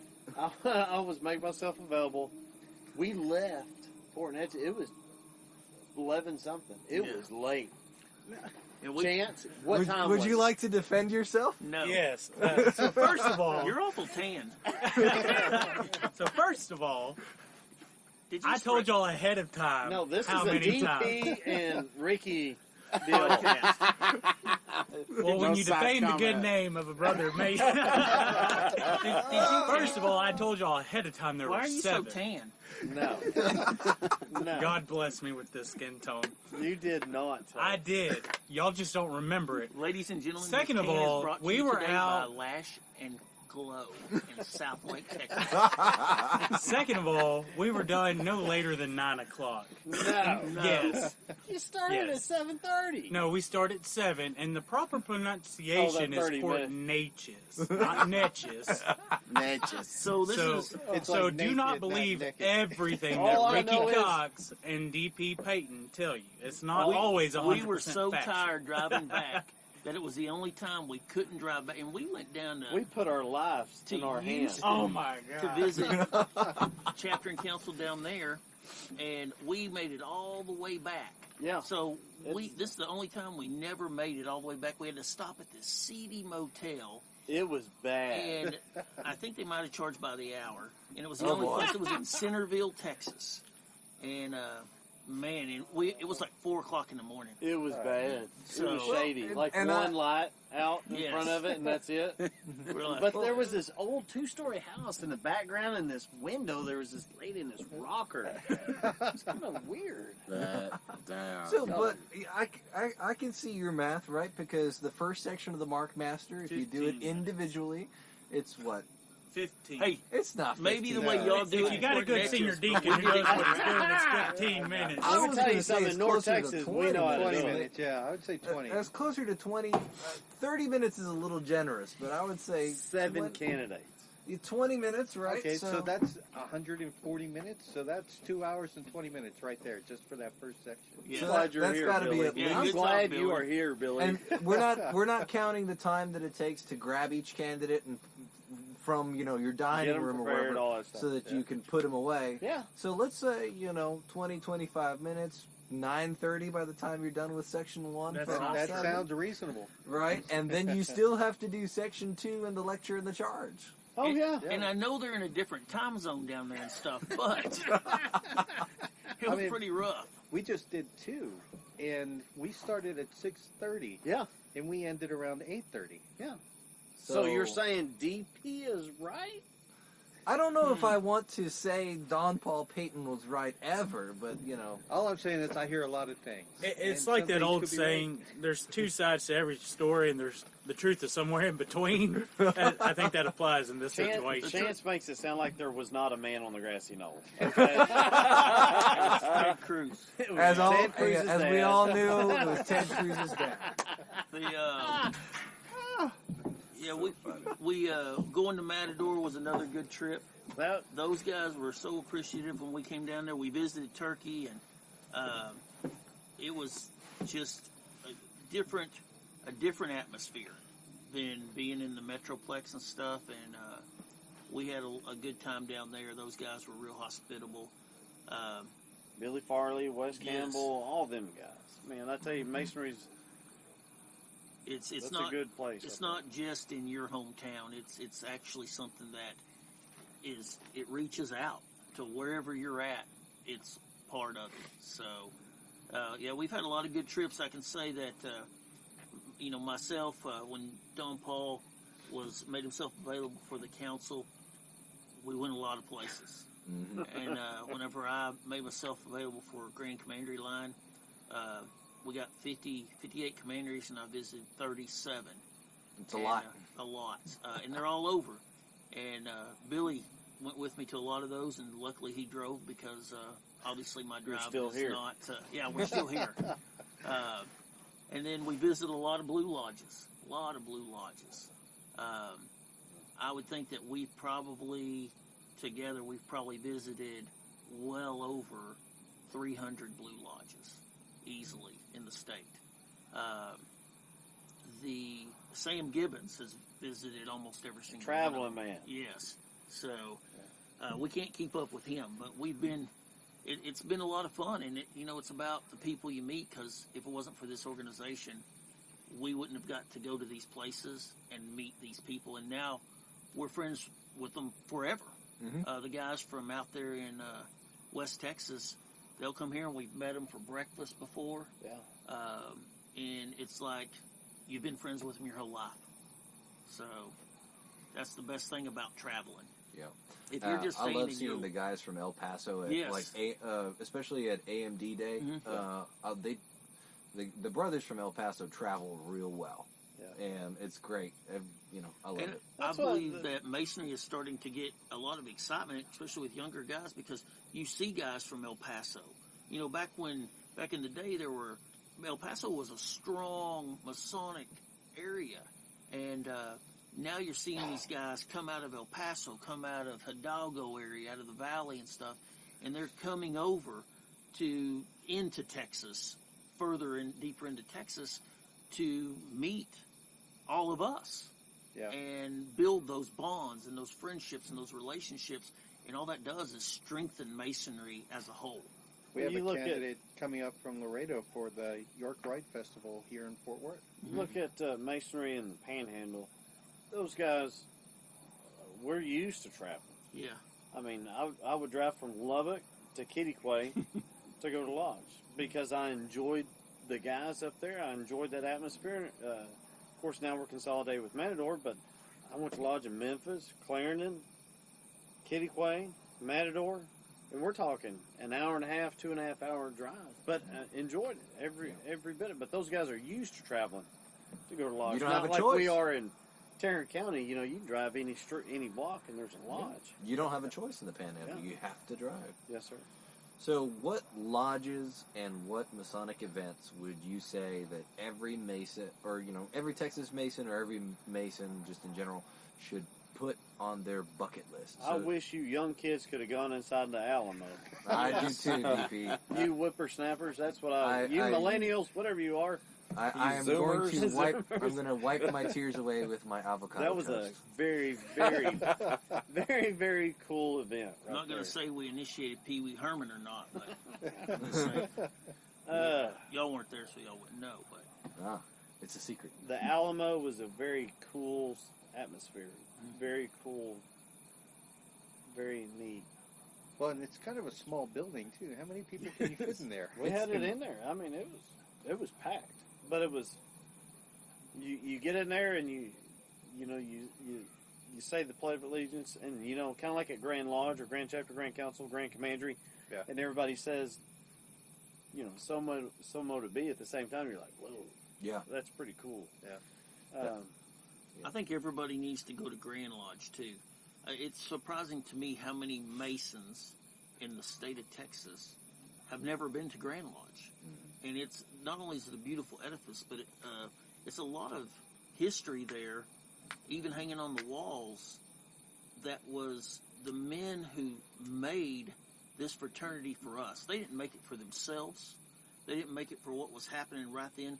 They put things together for the six of us sitting up here on this balcony out here, and they thought about us, not about themselves.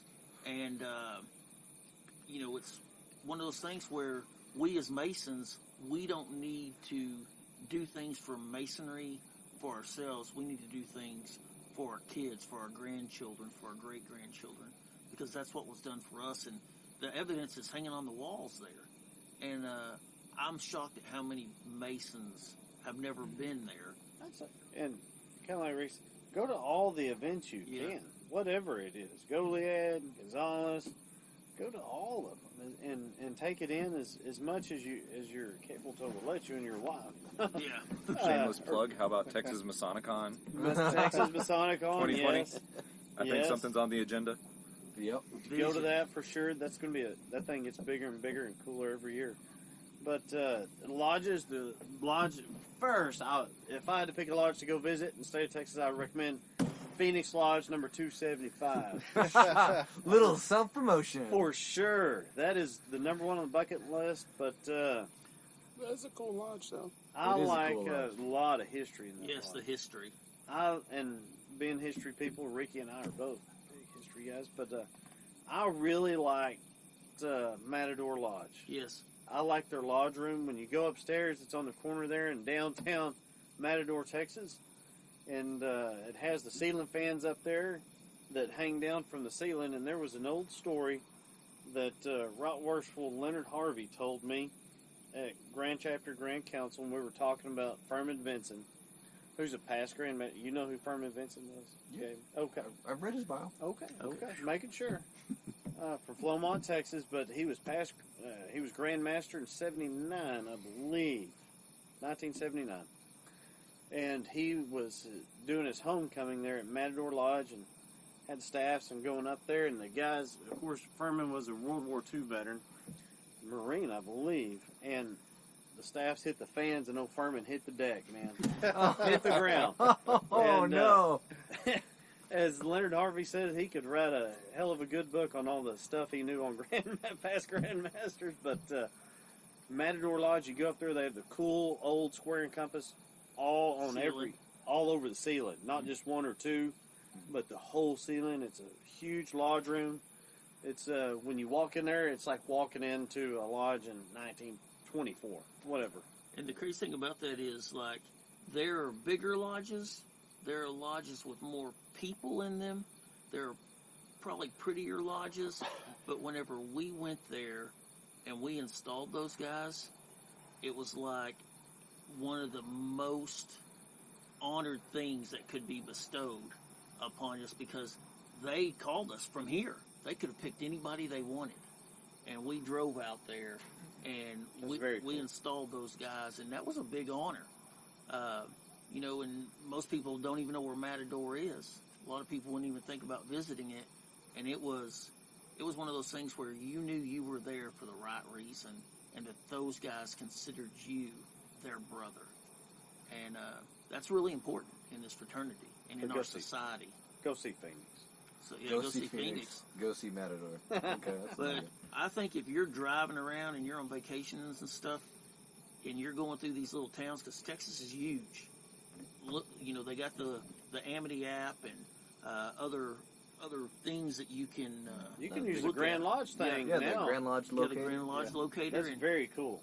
pull up the town that you're driving through and drive by that lodge and see, because I drove by this little lodge one time and in this little town, and it was Rosebud, Texas. And I'm thinking, who the heck would Where is live? Rosebud? I'm telling you, let me tell you. And it's the home of LaDainian Tomlinson, played for TCU. Never heard and of the him. Chargers. It's a guy. And so Okay, I I know drive him. by there and I'm looking at this little lodge and I'm thinking, man, this thing's got to be closed down. But it actually isn't. Like, it has a pretty good attendance and everything. So, you just never know. And each town has its own story, and each lodge has its own history. And you don't want, you need to embrace that history because it's yours. Whether you live there or not, you're a Texas Mason. And that history from every little lodge belongs to every one of us. So, and we just need to embrace it, enjoy it. Absolutely. So, DP, you're an officer in Grand Council. You are? Ricky, you're an officer for the Grand Commandery. Look outside the door. What drew you guys? So you're in two different bodies, right? You guys could have chosen the same one. You guys could have chosen different ones. No, but you we chose wouldn't have different made it ones. But together. what? Yeah, y'all would fight. Y'all would fight too much. What drew you to the grand body that you're serving in? What was it about the grand body that you're serving as a grand officer for that you went, man, I want to serve the state of Texas in that capacity? Not Maybe all a- at once. Maybe a better way to I put was it. going to let Ricky talk first. Why did you say this is the one? Not the other ones. This one here. Well, man, that's a very good question, Billy. And I think the Grand Council, why I'm more towards that side, would probably be because of Jim Manley. I think of Jim Manley a lot.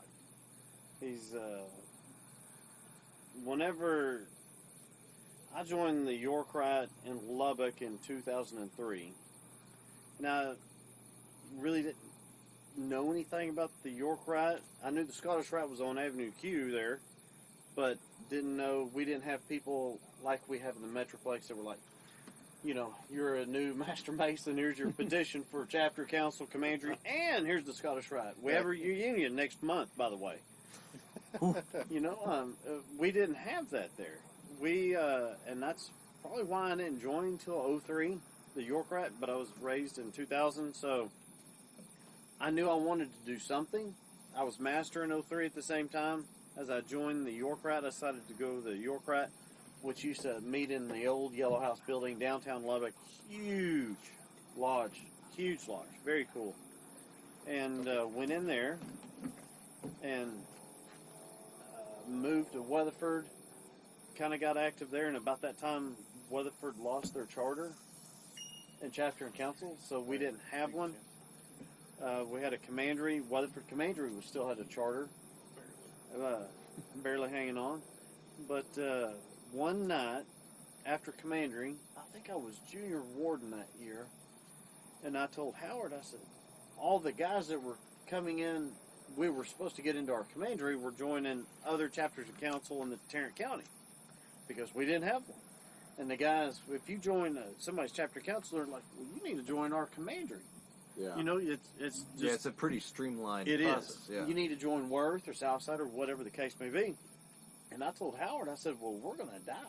Eventually, we don't have anybody coming in. They're joining their chapter council, their commandery, so we're losing everything. And as I told him, I said, we need to get a chapter and council going. And Howard Hubbard and myself drove down. Orville O'Neill was Grand Master of the Grand Lodge and Grand Secretary Recorder for chapter and council. And we went in his room, in his office in there, and had a good talk. And we had to prove ourselves that, we're not, Grand Chapter Grand Council is not in the business of just giving charters out for the hell of it. You had to prove yourself. And that's what we did. We we're headed back from Waco, and we called a meeting with all the old members of Weatherford Chapter Council. Of course, Weatherford Chapter Council, like I said, lost their charter on our 100th anniversary. Oh, snap. Yeah, so there you go for that. Had a called meeting, just an organization meeting up there at Weatherford, and said, guys, here's what we got to do. We got to do this, this, and this, and this. If y'all want it, let's do it. And we had 15 guys said they wanted it. So we started practicing, open and closing, going through that, and proved ourselves. We confer our own degrees. Now we're up to 62 members since 2011. That's pretty impressive. And that kind of really gravitated me towards the council. Plus, you know, a lot of Jim Manley, like I said, is a Masonic hero, I guess you would say, of mine, and always liked Grand Chapter, Grand Council. Of course, it's a different group of people than you have at Grand Lodge, than you have at Grand Chapter, Grand Council, or Grand Commandery. Different kind of groups that hang out after. It always seems Grand Chapter, Grand Council, Grand Commandery is more personal than Grand Lodge. Maybe it's because there's so many more people, but and I love the council ritual, as you well know, Gabe, Billy, Chance, Ricky. You're not New York, right, are you? I'm not. Do y'all have a petition? No. We're working on But it. It took Rhit 14 years to join the Scottish Rite, so I'm guessing that by the time my kids graduate high school, I'll be able to give him a York Rite. But I think every Mason has a niche. Whether it be chapter council, commandery, shrine, grotto, you need to find that niche, or if it's just Blue Lodge, that's great.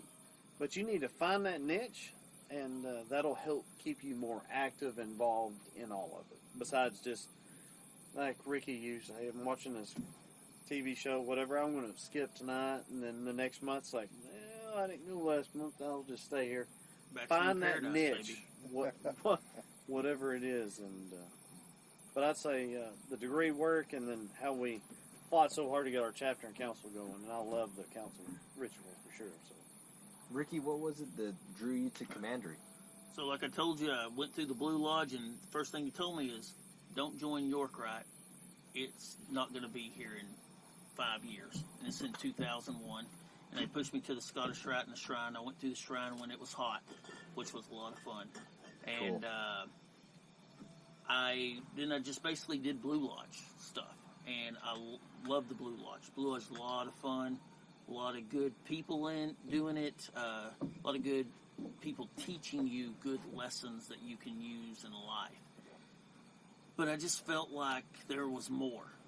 And whenever we moved to Weatherford, and I got involved at Weatherford in their chapter and council, I was like, okay, this is pretty cool. And I didn't have to turn back the catechism like I did in the Blue Lodge, so it was a little bit more streamlined for me to get through there. And then, but the bad thing was I would call and counsel.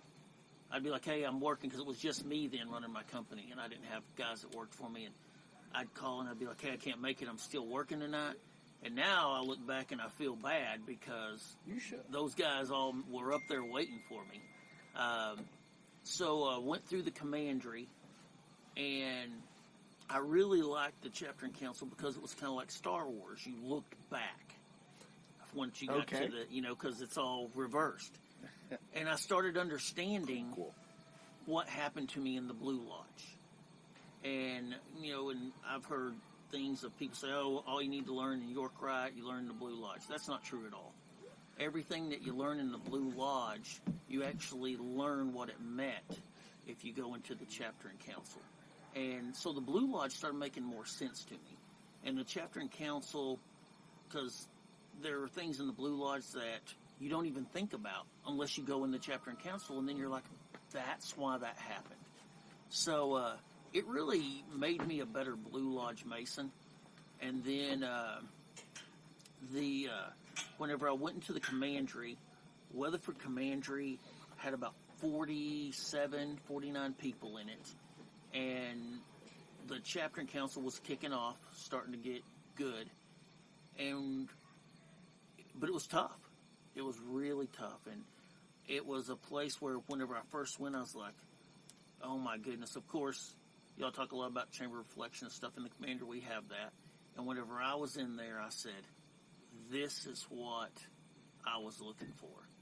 Because it made me think about my life before Masonry, my life during, and my life after this fraternity whenever it's time for me to go somewhere else, whatever your belief may be. And, of course, mine is in heaven and stuff. And whenever I went through there, and I met Weatherford Commandery, and DP's there, he was the commander, and I was looking at everything, and everybody is working hard. And I said, you know what, I can contribute to this. So I started going to the commandery meetings, and we went from 47 people, and we not our 93rd guy in 5 years. Nice. We got to 93 Sir Knights, and we started at 47. And so it was like a lot of excitement. And we traveled everywhere, so I met all these great leaders. And a lot of them were in commandery or commandery-related organizations. And whenever you hang out with people that are doing things that are above, like that they're doing everything they can to help an organization or society or whatever, it actually raises you to want to be a better person. And that's one reason we get along so well. We both do things that make the other person want to do better in their respective office. So I was in Abilene, Texas, and we were talking about Grand Commandery, and it needed people running for it, more people that loved it. Yeah, leadership. Yeah, leadership and stuff. And so I decided that it was time to run, and I talked with DP and set up a plan. And I had a lot of other mentors, Jack Harper and Robert Laughlin and guys like that. And it was one of those things where it was the direction that I wanted to go in. And the more I learned about it, horses, and of course horses are a big part of our life, and the Christian aspect of it. So it was just where I felt like I needed to be. And so I ended up running for Grand Commandery line, and it was a lot of effort, because you never think, hey, I'm going to run for this and I'm gonna win. You're always thinking you're the guy that's not going to win. And so it was a lot of effort the whole time, and I took a lot of miles, and I'm really glad that I won, of course, as anybody would be. But once you're done, you're like, okay, now what do you do? Because you'll have that high once you get off of that high from making yourself available. And it was very rewarding that in the commandery we have good mentors, that will come in and help you if you want it. So that's one of the things that I liked about the commandery, was the mentorship to make me a better person and a better leader. So a common thread that I'm seeing here with both of y'all is there were people around you that you saw as mentors or that you were friends with that were involved in that grand body, and then both of you had a constituent body that you worked very hard in or very hard for, and then that springboarded into wanting to serve the state body. Sure. That's I get that. Interesting common thread. I have a follow-up question to that. Both of you were talking about that you were involved in grand bodies in some capacity, large, small, however you guys see it. As a process question, I'm kind of fascinated with the idea of, is there anything that you were surprised by that your sphere of influence allowed you to do as a part of that grand body? Or was there anything that you thought that your sphere of influence would allow you to do that you were disappointed that it didn't really pan out? Meaning that, you know, in the grand body, you know, I think a lot of young whippersnappers out there are like, whenever I get in charge, I'm going to do this, and this, and damn it, I'm going to change the world. Is there any of those situations where you were like, yeah, I got an opportunity to change, to be a part of the changes? Or were there any things where you were like, none of that really got to happen because this is how it really works? I don't know. Well, no, not for me. DP knew exactly what he was going to run into. No, as I tell people through, you know, whenever we have this discussion, man, got to get up on that soapbox again. Here we go. Oh boy, soapbox. Masonry in general, whether it be chapter, council, commandery, whatever organization you're in, cannot allow to put people in leadership positions that are not capable of being leaders. Meaning, just because you served as junior deacon, senior deacon, doesn't mean you're going to the south. It doesn't mean you're going to the west, and it doesn't mean you're going to be worshipful master ever. You have a long road to hoe, as they say, to prove yourself to the members of that lodge, out of respect to you and especially that lodge. Continuing to prove yourself. When I say prove yourself, you're coming, you're participating, you're being active, you're working on committees in that lodge that you need to, chapter, council, whatever, and proving yourself that, hey, I can be a leader of this lodge. I can be worshipful master. Because we have, I see it on that Facebook thing all the time, cheap in masonry, you know. We have become okay with mediocre leadership. You know, and I'll just use, this is my example, you know, old Ray, you know, he was appointed junior deacon, now he's senior deacon, and, you know, he doesn't come, he doesn't know anything, he doesn't know any ritual for opening and closing or a degree, but he's a good guy. We need to let him go to the south. No, I do not agree with that statement. That's why we have an election. And the whole atmosphere of where people think the worshipful master appoints who's going to be his replacement in 3 or 4 years is the craziest thing. But a lot of lodges, hey, we have a lineup. This is the line. Well, sometimes, what if a worshipful master appoints a guy to this line that should not be in that line? Mm-hmm. Then your lodge has to suffer for 7 years or 4 years or 3 years with the person in that chair that should not be in that chair for the betterment of that lodge and the membership. People aren't going to come. They're going to get mad and say, this isn't worth coming whenever that person becomes worshipful master. And you have that low year, and then you hope, hey, old Frank's coming in the west. We hope he turns out to be better than Al was, whatever. So what I'm getting from this, though, is then leaders should understand and know what their sphere of influence is. Right? And as I tell people, if you voted for me for the Grand Council to be the guy that kicks the can down the road and does the same thing, you wasted your vote. Because I was elected to do something. I'm not up there for an apron and a collar and all this stuff.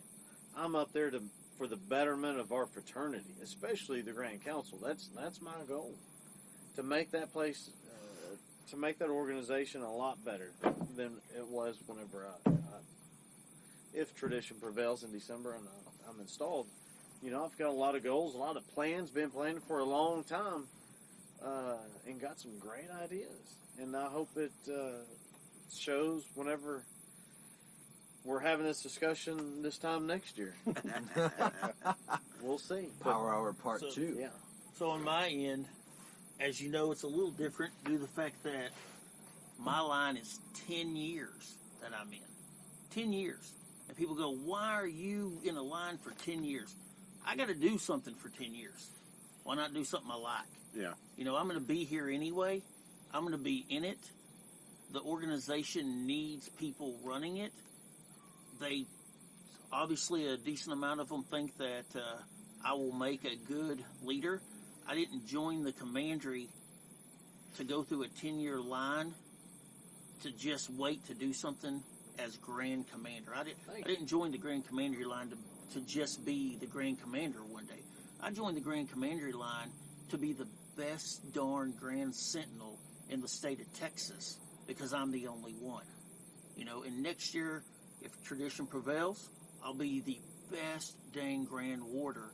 And each position has its own set of influences, whether from Sentinel all the way to Grand Commander.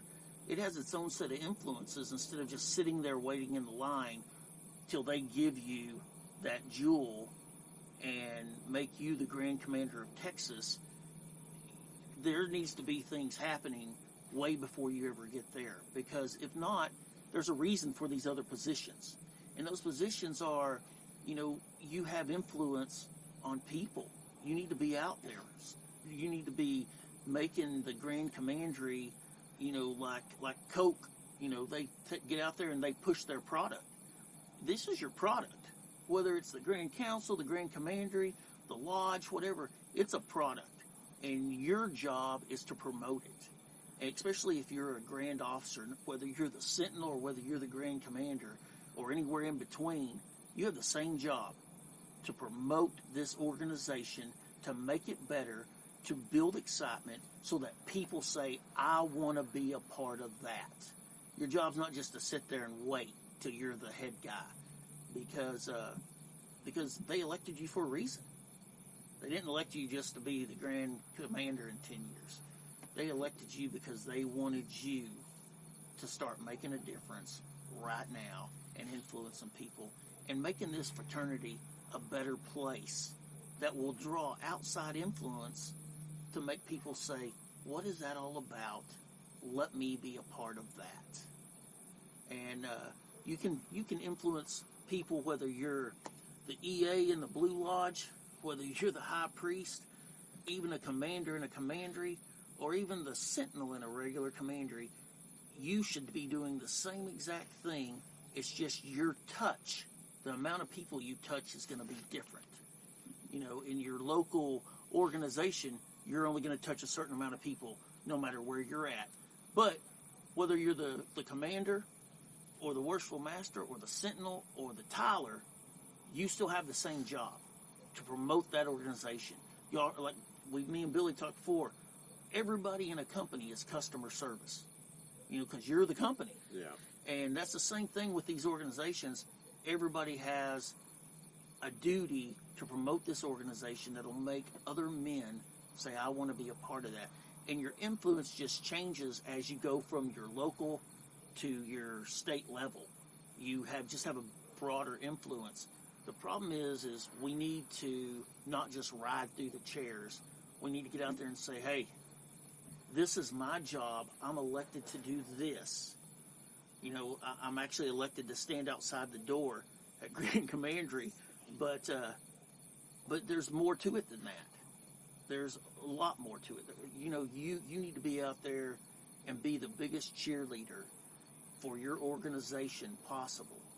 And part of that is going to not just commandery events, but Blue Lodge and chapter and council, and also civic events. We do a lot of things for local schools. We present the flag ceremonies. We go and give speeches on Veterans Day, and we have the parade. And you got to get out there in your communities and let them see, so that they say, who are they? What are they doing? Let them see your influence that you're having on society and the change in yourself. And that's how it's worked with me anyway, is I have a broader touch due to the fact that I've been elected to a state level line. I'm able to touch more people. So that's where that ends up at. Damn. That's a long way around the barn. Hey, look, pot calling the kettle black right there. My goodness. Yeah. It just wasn't about him. That's what it was. I was gonna say, that's short for compared to a DP answer there. So right now, you're 2 years in, you're 1 year in, right? So you guys are still fresh off the trail, right, from campaigning. Yes. Which we don't campaign in Masonry, but I mean Right. you made yourself available and you traveled. So right now, listening to this podcast, there are Sir Knights, companions, and even brothers thinking about making themselves available for a grand body of their choosing, right? We all know somebody who's expressed interest, Sure. or we know somebody who, we all look at somebody and go, man, I think that guy would be an amazing Grand Master of the Grand Lodge if he made himself available for it. Sure. What advice do you guys have for brothers, companions, Sir Knights All right. that are thinking about Can I making go themselves first on available? Yes. I got a simple one.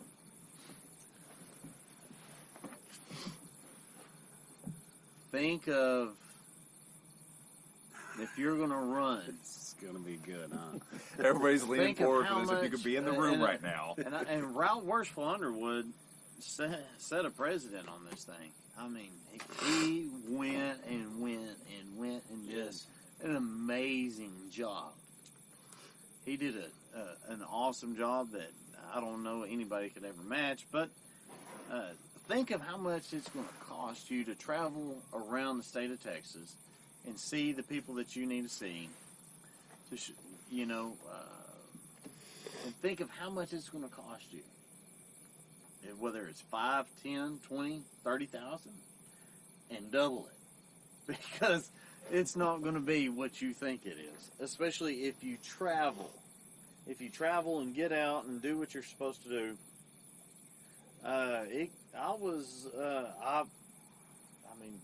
Whenever I decided to make myself available, I went out and got a credit card. I don't have one, and I got one, and I said, I'm going to put everything on this. And it was, it was more than what I thought it was going to be. I'll tell you that. And He called me and he said, "This is what I want to do. Let's put a plan together." I did. And that's true. and it was like, because it's not just going to happen. You've got to have a plan. You've got to know. You gotta talk to people. You've got to have. And Ricky is 100% correct. You got to be talking to people. You got to have an idea of how you're going to tackle this, because Texas is a huge state. And what I did was travel during the week, stay to meetings, go to a meeting, and turn around and come back. The only time we spent the night was when Chance lied to us. We got stuck down there at the Bates Motel outside of a truck stop that I feared for my life. Are any of those 7 companions still active? Most of them. They Because better of be. us. They better be. But Come back down. it is a huge, huge commitment. And it's not to be taken lightly that you say, I think I'd like to run for Grand Lodge or Grand Chapter, Grand Council, Grand Commandery. It is a huge endeavor. More than what you could ever think of whenever you make that decision. You need to talk to your wife. Yes. For sure. Your family, because you're going to spend a lot of time out traveling and on the road. And you got to remember, we are an unpaid volunteer organization. So you don't get any, there's no Reimbursement. nothing. Just, but you have that burn to serve the companions or the Masons or the Sir Knights is what you want to do, and you make adjustments to where you can make it work. But whatever number you got in your mind, whether it be 5,000 on the low end or 10,000, 20,000, double it. I guarantee you, because it's going to be a lot of traveling, a lot of time. It's going to be stressful, and you got to think, just stay running out on the road, tearing it up. And the biggest thing is, like, I called my wife whenever I was in the discussion about this, and that was what I asked her. I said, "Hey, this is where it's going. Is this okay? Because she's got to be on board. Yeah. And it can't, your wife can't be on board because she wants you to be something else. She just got to be there to support you, and you've got to be doing it for the companions, the Sir Knights of Texas. Your payment is whenever you go to these places and you've touched their lives by helping them. Whether it's going to Port Neches and bringing in 7 guys, or going to San Antonio and doing a Bible lecture that people will send you messages about because it touched them so much. That's your payment. It isn't monetary by any means. It's all about the relationship and the bonds that we build together. Yeah, we talk a lot about master's wages, and that's it right there, Master's wages are negative fiscally and very positive emotionally. What's the best question you have on there, Gabe? What's the best question I have? Best question. Think of the best question. How about Billy? Yeah, Billy's You're too pretty quiet, Billy Hamilton. You talk He a lot. always This is. guy's on a I the was line. going to genius, say, though. we're not going to know what the best question is until we hear the answer. The guy who So has we the gotta same ask all haircut of as them. me. Go ahead, Billy. Go ahead, Billy. Billy Jack, let's hear it. So actually, the question I have isn't even on this list, right? It's when you're talking about your planning, right? Like it. Planning to run. We're gonna So call in from you get Texas. elected. Keep it down. So what about your planning at that point? Is your planning over with? When? I'm sorry. Say that one more time. No, after you're elected, right? Okay.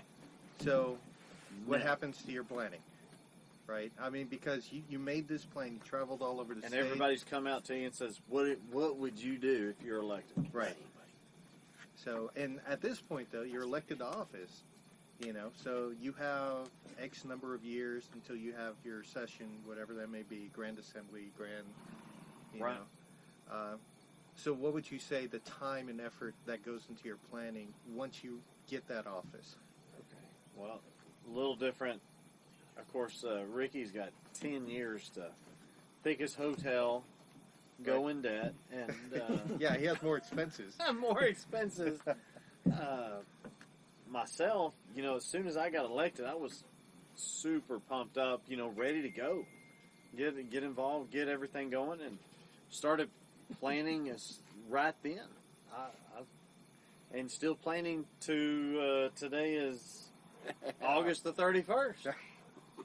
As most of you know up here, we're constantly tweaking and for 52 minutes. fine tuning. What the plan is for the Grand Council for 2020. So you started as soon as I got elected. I started planning for sure. It's the same with me. I mean, it's 10 years, but you've got to know before you go in of, hey, what direction do I want this to go? Right. Because if you don't have if you don't see a direction that you want to go, you shouldn't be running. Because if you don't see any kind of direction, there's no need for you to run because you're not going to do anything. I think Ricky's biggest planning is where he has a grand conclave, if it should be on a single story so he can carry his oxygen around in 10 years.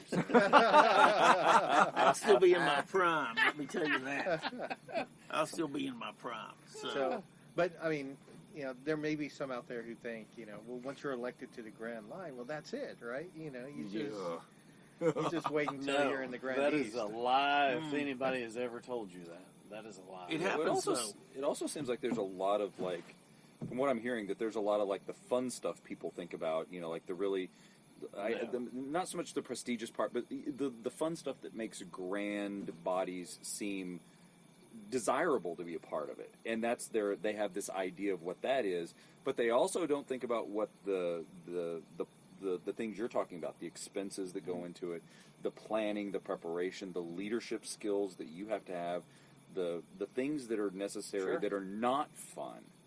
And it seems like that there's a lot of that you guys are focusing in on right now that I'm hearing, that are essential. People see the machine, but not the gears. Exactly. It's Right, the iceberg thing. There's a lot above the water, but so much below it that you don't see that goes into that. Because if you're getting in this due to the machine just so that somebody can call you by something else, and you've heard it said before, the best thing that I get called is y'all's friend. You know, me being the Grand Sentinel, him being the Deputy Grand Master of the Council, and you know, those things, those are just titles. They're not who anybody is. If that's what you're here for, then you're.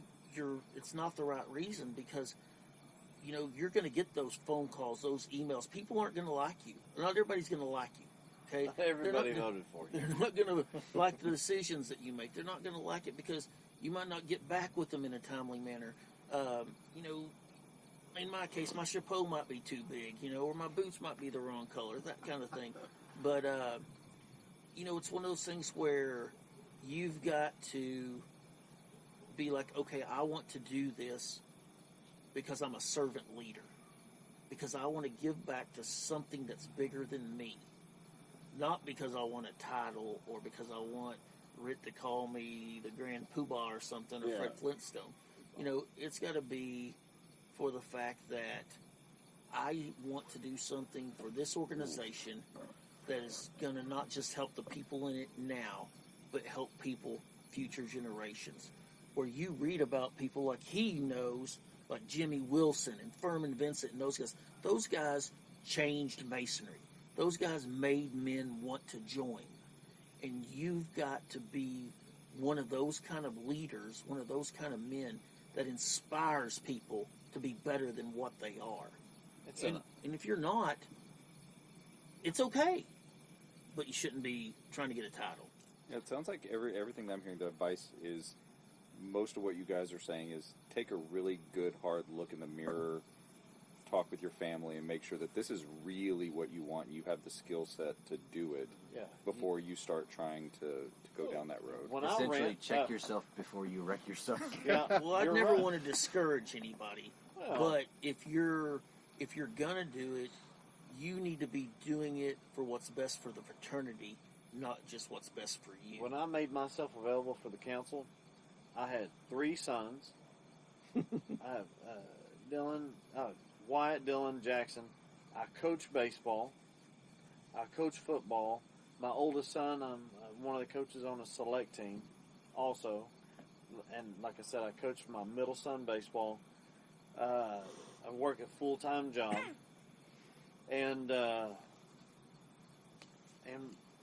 masonry all the time.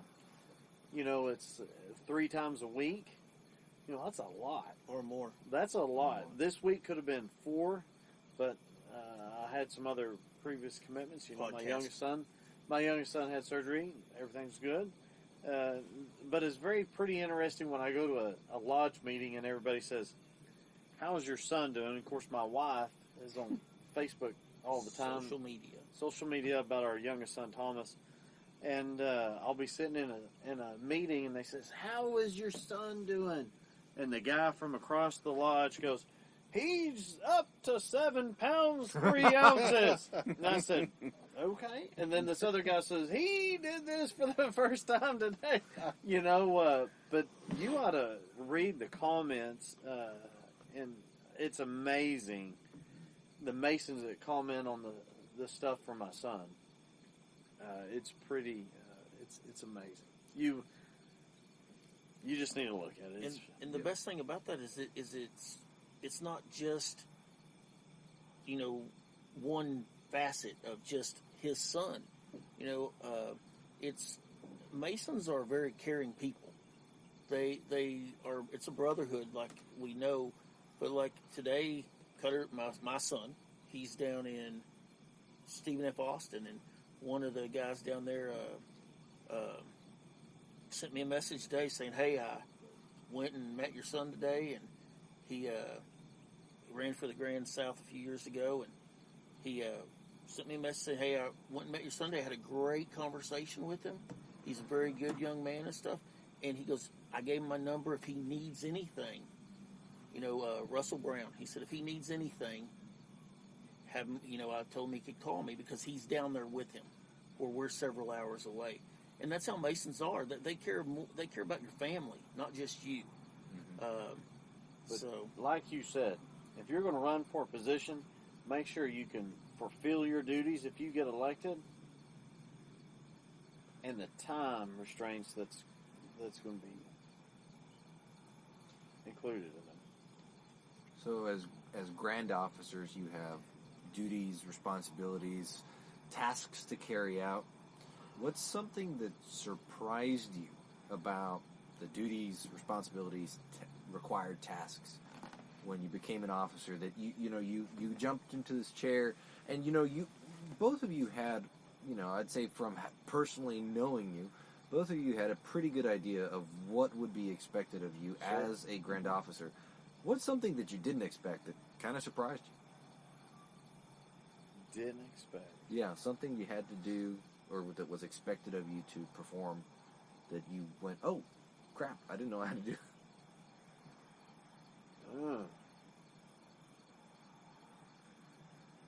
I can say I'm lucky enough that I hang out with a lot of guys that have done what I'm going through, and not just in Texas but in other states that I talk to on a regular basis that have whispered good counsel in my ear, and I would have to say that I haven't done anything, and I haven't been in the job for very long, but I haven't done anything that I did not expect. Just because I had those guys saying, this could happen, this may happen, this is what I did. And to sum it up, if you don't know what you're getting into, you need to plan it out and figure it out before you get that involved into it, for sure. Right. Again, going back to that leadership, sphere of influence kind of thing. If you don't know what your sphere of influence is going to be, then don't get involved. What is something about your respective grand bodies that you feel that you can personally improve or change? Something that you say, hey, there's this thing about the Grand Commandery, there's this thing about the Grand Council that I know that I specifically can change. And even if it wasn't as a Grand Officer.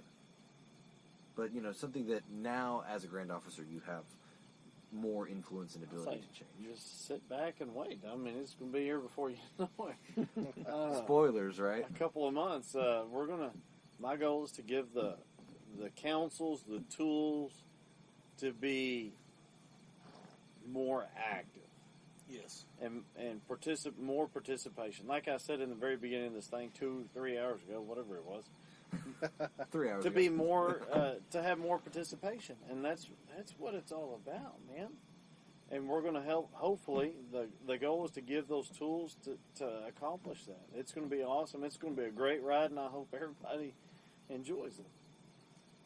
On my end, a lot of people don't even realize what the Grand Commandery is. A lot of people don't realize what York RITE is, and for me, being in this position, what I would like to do is to promote it better so that people know what it is, they understand what it is, what it's about, and to inspire people to want to be a Sir Knight. Because if you've never taken the Order of the Temple, let me tell you something. It's something that's going to touch you. So... I was telling somebody this morning that he's waiting on his Order of the Temple. I think he's actually going to be the exemplar candidate for his commandery's inspection. And he and I were talking about it this morning. And I said, what I tell people is that the Order of the Temple is everything I ever thought that a Masonic degree could or ever would be. Well, I tell people this. In 1941, Robert Bruce Brannan, who went on to become the Grand Master of Texas, had the Order of the Temple conferred on him. 12 hours later, he addressed the Grand Lodge of Texas. He was a minister. And he told them, he said, less than 12 hours ago, I found the capstone that tops the pyramid of Masonry, talking about being going through the Order of the Temple. That says a lot, especially coming from a minister. Yeah. So, who would you consider mentors when it comes to Grand Officership? Grand Officer in Grand Lodge, Grand Chapter, Grand Council, what? People that so you're serving right now, right? who are people that you look to or have looked to in the past that go, these people inform my behavior, decisions, and actions as a Grand Officer now? Like, I look to these people for advice. Advice. Who I look for? Well, There's a lot. man, where do you start? The hard part is there's tons, and a lot of, they're all on the same level, and with you being on, this goes live, and then you're kind of like there where, I tell my boy, I say, whenever you're giving a speech, Thank everybody. you never mention names at all.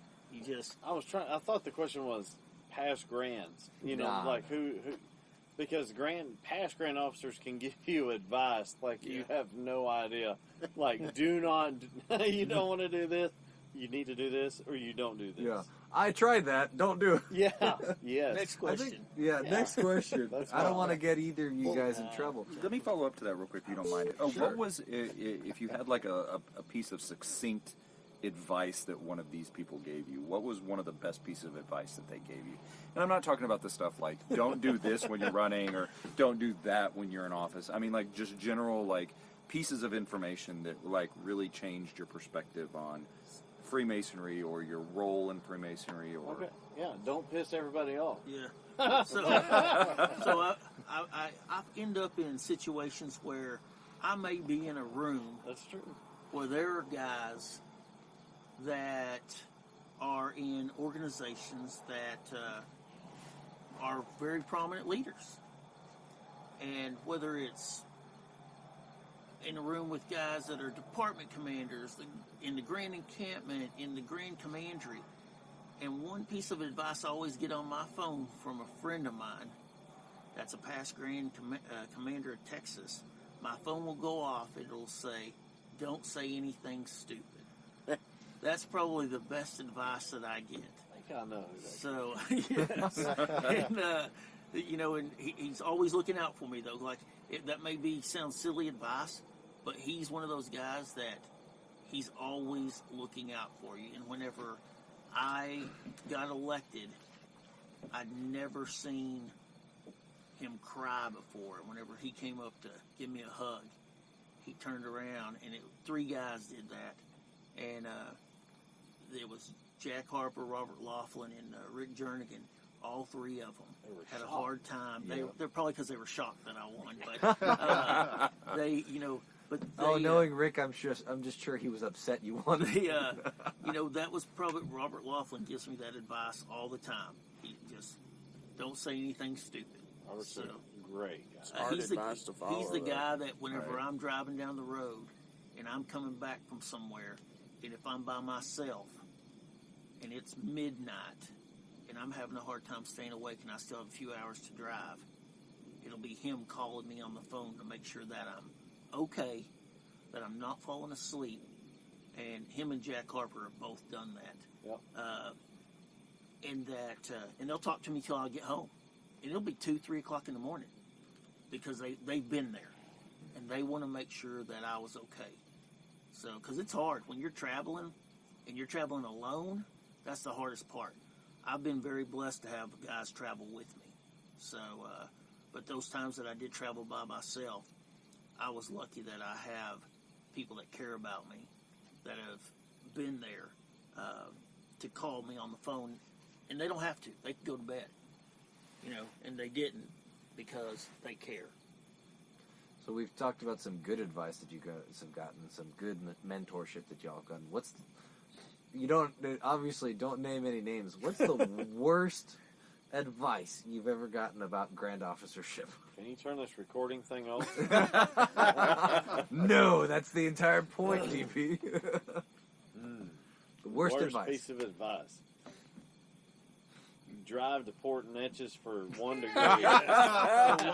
One candidate. How about that? That's the You worst can't do advice that I to ever him. got. He's not here I know, anymore. Chance left, so. With his He went to tan. bed. He's asleep. He's all tan and stuff now. I don't think anybody's ever really given me a bad piece of advice that, like, I would, and you know me, like, no. No, nobody's really given me any advice, and if maybe they have, and I just went one ear and out the other. Yep. You know? That's pretty much it. It just goes in one ear and out It's the like, other. oh yeah, and just keep going. So I know that you said Casey would be listening for this one. How do you properly manage work, family, and Freemasonry? How do you balance those? Well, here recently, as it gets closer to December, installation. Dun, dun, dun, yeah, dun, dun, dun, dun. my days of Mason, my time it's crazy how involved it is with, especially the Grand Council and Masonry being on Rower Swanwood's planning team. Yeah.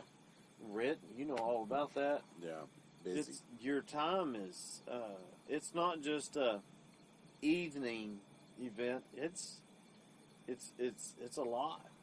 And it gets, Billy, y'all all know what I'm talking about. Yep. Up here, it's crazy how much time it consists of, and I'm, especially when I'm off work, I'm on my phone all the time. My kids are out there swimming at the house. I'm up there, on my phone talking to somebody about something, whatever it may be. Emails, text messages. Like this week, Monday, I went and gave a fellowcraft lecture for White Settlement Lodge. Tuesday, we did a Royal Arts degree in Weatherford. Wednesday, my son had surgery. Thursday, I could have gone and gave the EA lecture at Phoenix, but I thought it would be very wise to stay home that night. And so my friend Stan, member of Phoenix, past master, did the lecture there. Friday, went to a first Brock football game, and Saturday worked. Of course, I worked all those days too. But I try to where it's not at least 3 days in a row.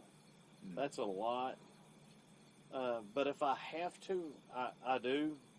But I try not to, because that's a lot of time right there between, your wife, family, your kids, your job, your Masonry too. Because believe it or not, I actually like being around my family. No, really? Hell of an idea. Fascinating concept. And I like spending time with my wife and my kids. I mean, they're and my family. Mm-hmm. Every morning I wake up in the morning. I take my oldest son to football practice, and my mom lives on some land next to mine, and I go over there and drink coffee every morning. And we talk, as my mom would say, if you got something bad to say about somebody, come sit next to me. That's my mom. And we get along very well. But it's hard. It is really, really hard. It's this time of year. In the spring, it's right after Grand Lodge. Everybody's ready to do stuff. Everybody's been to Grand Lodge. Degree work, ideas, committees. And then it kind of goes through. Then you have your conference season. It's like, okay. And then you come into August, September, October, and it's like boom, boom, boom, something going on all the time. Then we have Grand Chapter, Grand Council, April, Grand Commandery, Grand Lodge of January. But I try to, but I don't have a schedule like I can only stay out 2 days this month. I go where I need to be, and my wife understands, and I tell you what, she puts up with a hell of a lot more than I would. Mm-hmm. That's a fact. I mean, helping raise 4 kids, I mean, it's tough. But we make it work, and here we are. It's in the same, I told y'all before, I got a very understanding wife, very long cable toe. She'll say stuff every once in a while. She'll be like, remember when we first met, you didn't go anywhere, and now you go everywhere. Luckily, she's one of those people she's very secure with herself. Because if she wasn't, it would be hard. So, I'm got to make sure that I do extra things. Take her coffee every morning. Every morning, I take her coffee. Let me grab my pen and paper. So, you know, and send, you know, you got to send those little texts and stuff to let her know that, hey, you appreciate her. Hey, so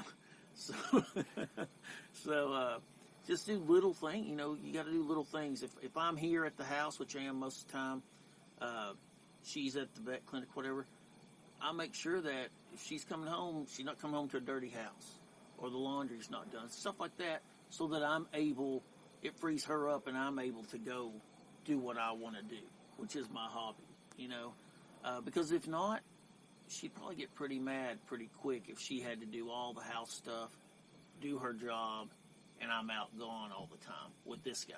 Yeah. So, I think that's one of the most common threads, though, with guys that are successful in Masonry, that they have a lot of commitments, or they're serving in grand bodies. Having an understanding family, specifically having an understanding wife. That it just seems like if you don't have a spouse that is on board with this, it's a complete, total non-starter. It's not going to be good. You know? What makes Weatherford special Masonically? You guys are active as hell in the Weatherford Masonic bodies. What makes Weatherford special? I think Weatherford, and I think it starts with the history of Phoenix Lodge. Weatherford has that mentality, especially Phoenix. You know, you don't like the... some people have tried to come in there for years and years and years, you know, come in and da-da-da, and try to tell us how to do certain things. And we just basically say, we do it our way. You know, it's that Old West mentality.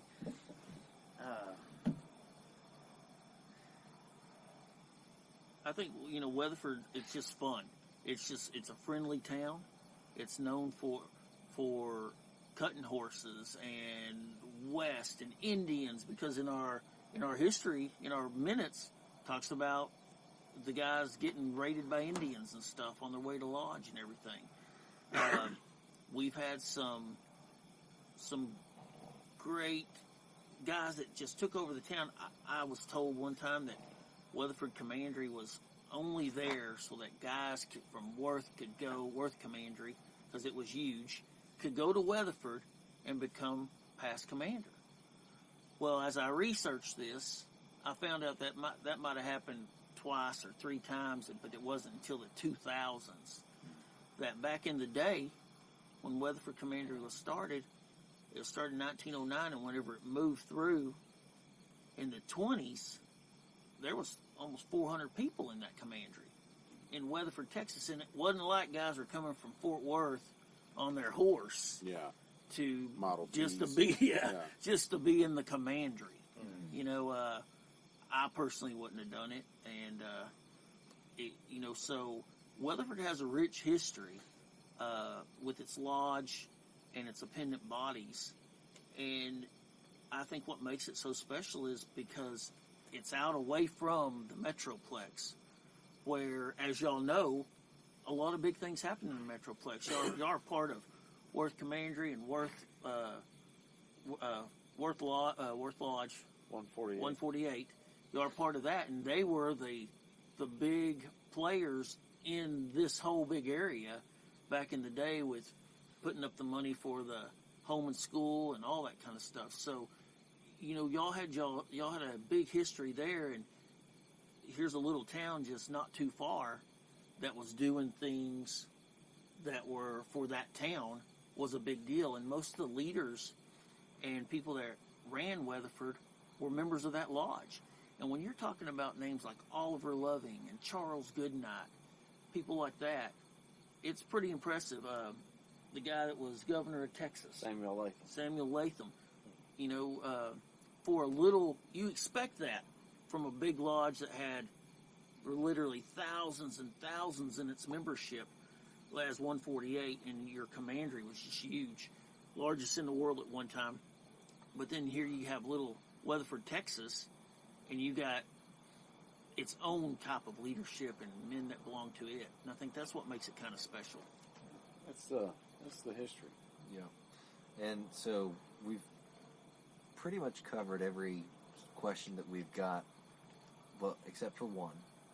And that one is related to the West mentality, the history of Weatherford Lodge, and of two men that you just talked about. I didn't see this question. Springtown Chapter and Council recently got approval to rename itself Goodnight Loving Chapter and Goodnight Loving Council.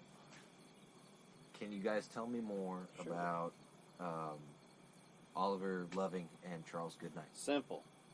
Oliver Loving and Charles Goodnight were the ideal Masons.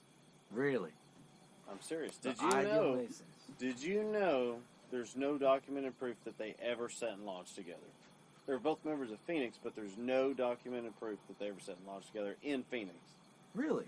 Yes, that's crazy. So Oliver Loving was a member of Ocean Lodge 230 that was the first lodge in Weatherford, chartered in the 1850s, late 1850s, lost its charter, and then, of course, they created Phoenix in 1864.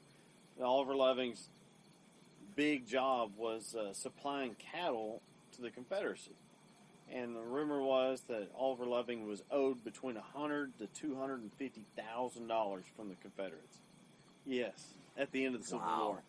And actually, if you look at the Dexter Salmons, who's a past master of Phoenix Lodge and a past master of Texas Lodge of Research, and who's a good friend and an awesome guy to sit around and just talk to about this stuff to, wrote a great book, Phoenix Lodge, the first 25 years, and goes on after the Civil War. Actually, Oliver Loving was one of the first charter members of Phoenix Lodge and owed the lodge back dues for his membership. Well, the Confederate dollar wasn't worth anything after the war, and so they shrunk it down to where it came out to almost nothing to help him. So he got back in good graces. Of course, Charles Goodnight meets his wife, Ann Dyer, there. She's a school teacher in Weatherford. 1866, they hit the trail. They take it from Fort Belknap, Fort Concho, Ricky's favorite place, and then they go west and they come up around Fort Sumner and go on up into Colorado, and they're taking Longhorns because the markets bring more money over there and so forth. And then in 1867, of course, the faithful trip. They going out west, in between in West Texas. Oliver Loving, of course, gets attacked with another guy who's one arm. I can't think of that guy's name right now. Anyways, winds up in Fort Sumner, and the doctor there, instead of like in the movie Lonesome Dove where he has the arrow in his leg, it was in his arm. And the doctor there did not feel comfortable amputating the arm. Never done it before. So he's like, I don't know what to do, but I don't want to cut your arm off. I've never done it. You're going to die. So basically, we're just going to sit here because there was no antibiotics. There was nothing. So Charles Goodnight arrives, and they have this, must have been a pretty amazing conversation because Oliver Loving was 31 years old. He was actually older than Charles Goodnight at the time. Just kids. Think about it. Yeah. And he starts, hey, I need you, I don't want to be buried in a foreign soil. I want to be buried back home. Da-da-da, da-da-da. So he dies. Gangrene. Charles Goodnight, they put his body, they leave the body there, and they finish the drive, come back. J.C. Loving is master of Phoenix Lodge at that time and goes to Fort Sumner with Charles Goodnight and a couple other guys and retrieves the body in, I believe it was March of the following year, 1868 this time, retrieves the body of Oliver Loving as a promise that he made he would do that for him. And the rumor is, from that day forward, Charles Goodnight always carried a picture of Oliver Loving on him. Both Masons, it was kind of a Masonic promise, I guess you could say. And they carried his body back to Weatherford. It was buried out there at Greenwood Cemetery. and his son was the master of Phoenix Lodge, J.C. Loving, who would eventually become the first secretary of the Southwestern Cattle Raisers Association. He was the first secretary of it. But the odd thing about it is, we have the minute book from all this time, 1860s, but the pages for the funeral have been removed for Oliver Loving. Very interesting. Wow. Very interesting. When Dexter was doing his investigation of Oliver Loving, Charles Goodnight saga, Lonesome Dove, and all this stuff, the minute book, we have the minute book, and those pages for the funeral would be missing, torn out. Larry McMurtry needed them. But yeah, that's pretty. But if you think about it, Masonry, the promise that, hey, we're both Masons, both members of Phoenix Lodge at the time. Back in the days, you could only belong to one lodge. Yeah. That's when you have this guy, well, I moved to Pecos, I deminted out here, I joined here, hey, I moved to Sweetwater, demit out here, I'm over here now, da-da-da. And that's what Masonry is, the friendship, the bond that we create. And that's a hell of a bond right there to come back and honor somebody like that. That's amazing, yeah. It's super moving. And then you get Charles Goodnight goes up to the Panhandle, creates the J.A. Ranch partnership. Boom, boom, boom. Here he is, and he's a cattle baron. Everybody thinks of him. Yeah. Oliver Loving. What do you think happened to the missing pages and why? And I've asked Dexter that. Well, Dexter used to live in an old red house there in Weatherford, and we used to go over there and just talk. And he's, and Dexter was a pretty interesting guy. You carry on a conversation, and he'd be like, I've thought about that stuff. The Bible cover, very interesting story in reference to this Phoenix Lodge deal. The Bible cover to the original Bible of Phoenix Lodge is there at Phoenix Lodge. It was missing. So when Dexter was writing his book, he made this plea, he took this plea out to everybody. He says, hey, check your attics, check everything you have. See if you can have any of our lodge history, because who knows where it was at. And they found the Bible cover to the original Phoenix Lodge, 1864, at somebody's house. Wow. Yeah. Well, what's crazy was we were in that carpet store that's down there, and we moved to where we're at now in like the 78, somewhere around there. Yeah. And so the lodge's been there since, 78, 79, 80. Been there. And stuff's been in it, came from the old lodge. They were looking around and they found the old tracing boards from 1865. Wow. But just crazy. And DP took them and had them professionally framed and matted and stuff. Those are the ones hanging in the Yeah, lodge? the lecture, Yeah, for the lectures. hanging in there. And he does the lectures from those tracing boards. But it was that crazy. legal? They had been been in the lodge all that time, and nobody knew. So do you think the missing minutes are in the lodge room building somewhere, or maybe in somebody's attic? Who knows? Who knows? It's pretty. That's a interesting story. Where are they? Maybe they're with the one missing tracing board you have. Yeah, You're right. We got the minutes from when they did the cornerstone for the from the courthouse and the Masonic Institute that became Weatherford College. Mm-hmm. And they had the Indian raids came and stopped it, and they had to fight them off and all that stuff. and what I've Crazy. just by mistake, just by accident, Weatherford. The reason Ocean Lodge, which later became Phoenix, closed because they went to a lodge called Relief Lodge, and they were doing a degree on a guy.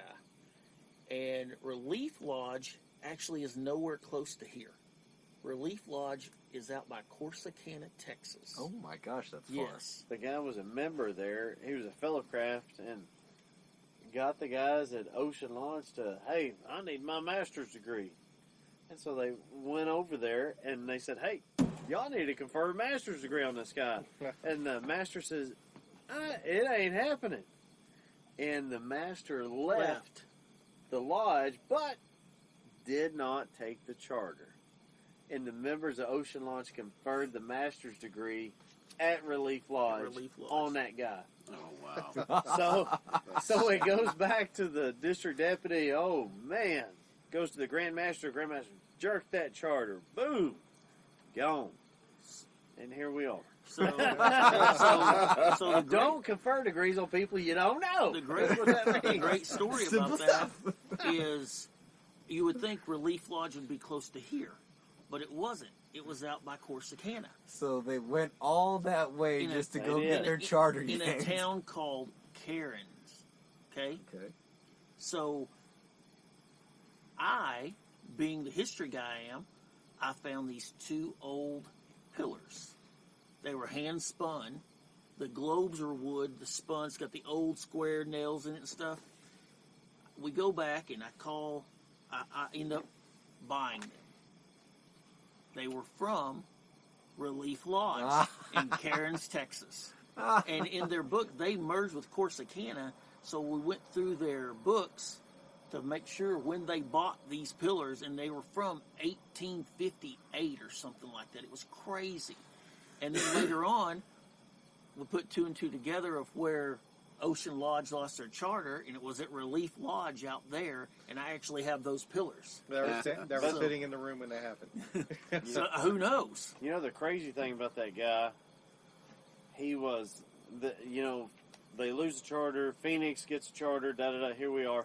The guy petitions Phoenix to join at least 12, 13, 14, 15 times, and they don't let him in. They finally let him in. And then he creates so much havoc and hate and discontent, they bring him up on charges for something and they kick him out. He's done. They had a trial and kicked him out of Masonry. And he was the... And he's all why for that guy, Phoenix and Lodge he's gone. exists. He got our charter pulled. Thank you. It's Crazy. Oh. So many good stories. You don't read a good book, read that book. Yes. You've got the Fraternal Quote, I think. All right, Give yeah. a quote? So the quote of the week that we're ending this podcast with is the following: "The secret of Masonry, like the secret of life, can be known only by those who work it, seek it, serve it, live it. It cannot be uttered. It can only be felt and acted. It is, in fact, an open secret, and each man knows it according to his quest and capacity. Like all things worth knowing, no one can know it for another, and no man can know it alone." And that quote is actually by Dr. Joseph Fort Newton, who was a Baptist minister and a Masonic author, born right up the street here in Decatur, Texas, and served as the Grand Prelate of the Grand Encampment of Knights Templar in 1929. Wow. Yep. So, before we do our closing thoughts, our contact info is www.fortworth148.org. We are at Fort Worth Lodge 148 on Facebook. Our email is fortworthlodge148@gmail.com. And make sure to mark your calendars for July 25th, 2020 for Texas MasonicCon 2020. Folks, let's do some closing thoughts. Let's do, I guess, the traditional format here. Me first. Myself, Evie, and then we'll have Ricky and DP. Let me get a deep breath for a long-winded answer. I feel like I need to be part of the crew. No, for me, this whole conversation really highlights the beautiful part of Masonry of going and visiting and meeting new guys. So really, my final thought is more of a challenge. If you're not big visiting, even if you are, go out and visit a new lodge. Find somebody you hadn't met, get to know them. It's that simple, man. The magic will start happening. Evie, Billy? All right. So as you mentioned a couple of hours ago, Yeah. Masonry is, it's all about the friendships and the connections you build, right? And I think an example of that is us sitting here and just having a good time and sharing this conversation. This is like an extended version of that parking lot Masonry. And I think it's something that is really as vital to being an active and important part of Masonry as anything else, as the ritual. It's those connections, I think, that are really the heart of what Masonry is about. So. I was going to say, I've been very excited to do this podcast episode because ages ago, going on upwards of a year now, we reached out to Ricky and then we reached out to DP as well. We were like, man, we should get you guys on the podcast. I think at the time we were kind of talking about getting them one-on-one and not, the conversation wasn't both of y'all together. That's boring. But, you know, it was this idea, and then Ricky said, oh yeah, I gotta do this, and for as long as we've pitched that idea, Ricky has been bugging us about, when am I coming on the podcast? Absolutely, constantly. And All we wanted was live phone calls, okay? That's all I want. I'm very happy that we finally got to sit them down for this.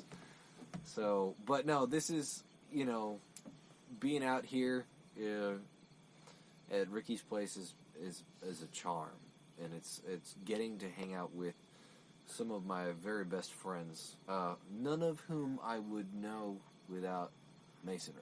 I mean, there is no conceivable way in my mind that I would have ever run into any of y'all outside of the craft. Maybe if I needed an AC fixed, but I'm a millennial and I'm broke and I can't afford to own my own home, so my landlord does that. Maybe if I needed a pair of boots, but I don't know that I would have driven to Weatherford for a pair of boots. I wouldn't talk to you. You have too many tattoos. Yeah. I think he's got Air Jordans. What's your name again, boy? Are those I was going to papers? say, maybe if I was going to go buy a pair of boots, he said while wearing Jordans. But yeah, no, this is, you know, and it's all because of Masonry. I wouldn't know either of you guys. Yeah. So I'm very grateful for that. There are pros and cons to Masonry. One of them is having to hang out with me. Evve, what about you? Gosh, I mean, this was kind of a mind-blowing episode, I think, where it's the big take. You guys have all talked about, you know, the different aspects of like the traveling and those aspects. I think that the thing that I'm really taking home is that that being an active member it's a verb. It's an activity, and you can't be a passive Mason. If you are, you're really not a Mason. And so I think that that's the thing that is really important here, is to remind each and every one of us and hold ourselves accountable that to get the most out of Masonry, we have to be the active, self-starting promoters, cheerleaders, go-getters of this fraternity, if we really want to make a difference in it. So that's my closing thoughts. Ricky, DP, at this point, we'll open up the floor to y'all for your closing thoughts. We do ask that you keep it to 45 minutes or less. I got a story. Quick story, boys. It pertains to it. There was a guy named Smokey the Bandit. Just one Go about ahead, little Ricky. leaders and big So, I want to say thanks for inviting us on the show. We weren't begging. We just wanted it to be live where people could call in and we could take phone calls. That's the next episode. And we answer the questions of the people watching. Well, you had it on Facebook Live. Yes. I can say it's been great. It's a great night to sit out here on this balcony, and from where we're at in Weatherford, we can see the courthouse in downtown Fort Worth because we're up that high, and which kind of ties their lodge in with ours, kind of, sort of. So I can say that it was a great episode. I'm glad that I got to do it with DP because we've done a lot of crap together. So, and I'm very thankful to be a member of this fraternity and to have all you guys, not just you guys here, but all the people listening as friends. Because even if you're strangers, you know, the strangers are just friends you haven't met yet. So thank y'all for being out here and staying with us for, you know, almost 4 hours. Almost. So, I got to drag it out. DP. 3 minutes to midnight. Also, like Ricky said, guys, I appreciate it. Having the opportunity to actually have these questions asked, because I'm not that kind of guy that, y'all know me pretty well, I think. I want to try to do what's best for the fraternity and for Masonry in general, and it's a hard thing to do, and as Rev says, we need participation more than anything. You got to be active. You got to be there. Not saying you got to be there every time the doors open like at church. No, but if you have a voice and you need to use that voice in your lodge or chapter, council, commandery, whatever, be there and be a part of it, and it'll make things a lot better for your lodge or whatever your chapter, council, commandery. I look forward to having this conversation. I'm almost at midnight. I'm a minute away. But I look forward to having this other conversation a year from now, where we can sit here and we can talk about all these things again and say, man, do you remember when you said this and that? And I say, no, I don't. Hit play. Because it will be completely different answers, I guarantee you. But 148 is a great lodge to belong to, I guarantee you. They've got a lot of movers and shakers over there, and the guys get stuff done. They do good degree work, which I highly recommend. And, look at this. Y'all came up with this podcast. Yes. And how many people... He came up with that podcast. Rhit, this is your deal? Yeah, this is his baby. How many people, there's no telling how many people listen to this thing and look for it every, what do y'all release it, every 2 weeks? Yeah. Look forward to it. Saying, what is it going to be? I love listening to it. And What book, Arthur? What, y'all got a woodworker guy coming on? What's the deal? So I visited a commander in Milwaukee, Wisconsin, and I was asked about the podcast because there was a guy who listens there regularly who was a member of that commander. That's awesome. See what I was at the time Springtown chapter, and you were the senior deacon, and I was the assistant to the senior deacon in the Mark Master's degree, and we're BSing with the candidate right before we walk into the chapter room, and we're preparing him, and he asked me, "Where do I know you from?" And I said, I'm not a member out here, and, I don't really recall. Have we met at Fort Worth Scottish Rite? He says, no, I'm not a member of the Scottish Rite. What lodge are you from? I said, I'm from Fort Worth Lodge. Are you Gabe? He said, Can I have your autograph before we get started? I listened to your podcast. Sign it on this apron right here. your voice is like the boots. Actually, what's funny is I just did a candidate investigation, and the candidate was like, I probably know way more about you than you know about me because I listened to the podcast. And as we were talking and having conversations, he's like, I remember you talking about that on the podcast. Yeah. You're Silent Billy. Go ahead, Y'all Billy. need nicknames. That's what y'all need to do. Nicknames for your guys in the pod. Handles, or Yeah, podcast like handles. a CV handle. Yeah. Well, I think Ratchet Jaw. Breaker. Ratchet Jaw. This is Encyclopedia. Well, you hit Gabe's on the nail there, right Britannica. there. Yep. I think Evve's is really easy. He's Rev now. Rev. Because for anybody that doesn't know, we were sitting in Ricky's kitchen right before the podcast started, and I told Ricky, his name is not Rev, and he says, I know, but I like it. Rev Run. So I just pulled it up, and when this episode's released, we'll pass 37,000 downloads for the whole, since we've been doing this. So crazy. It's getting out there. Man. And so, Who would have thought? off of this, because I think there's a need, because social media and this kind of stuff is it's a need for it in this organization. Yeah, obviously, yeah. So And normally Ricky and I charge y'all. Charge for us to come talk.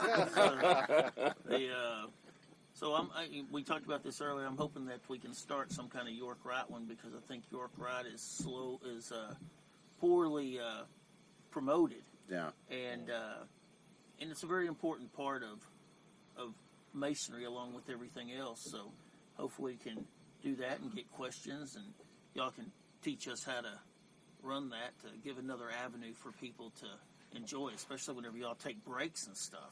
Because when y'all take a break, I'm not kidding you, it's like like my son went to college. You know, Yeah, it's almost. like, oh, what's So, happened? where are they?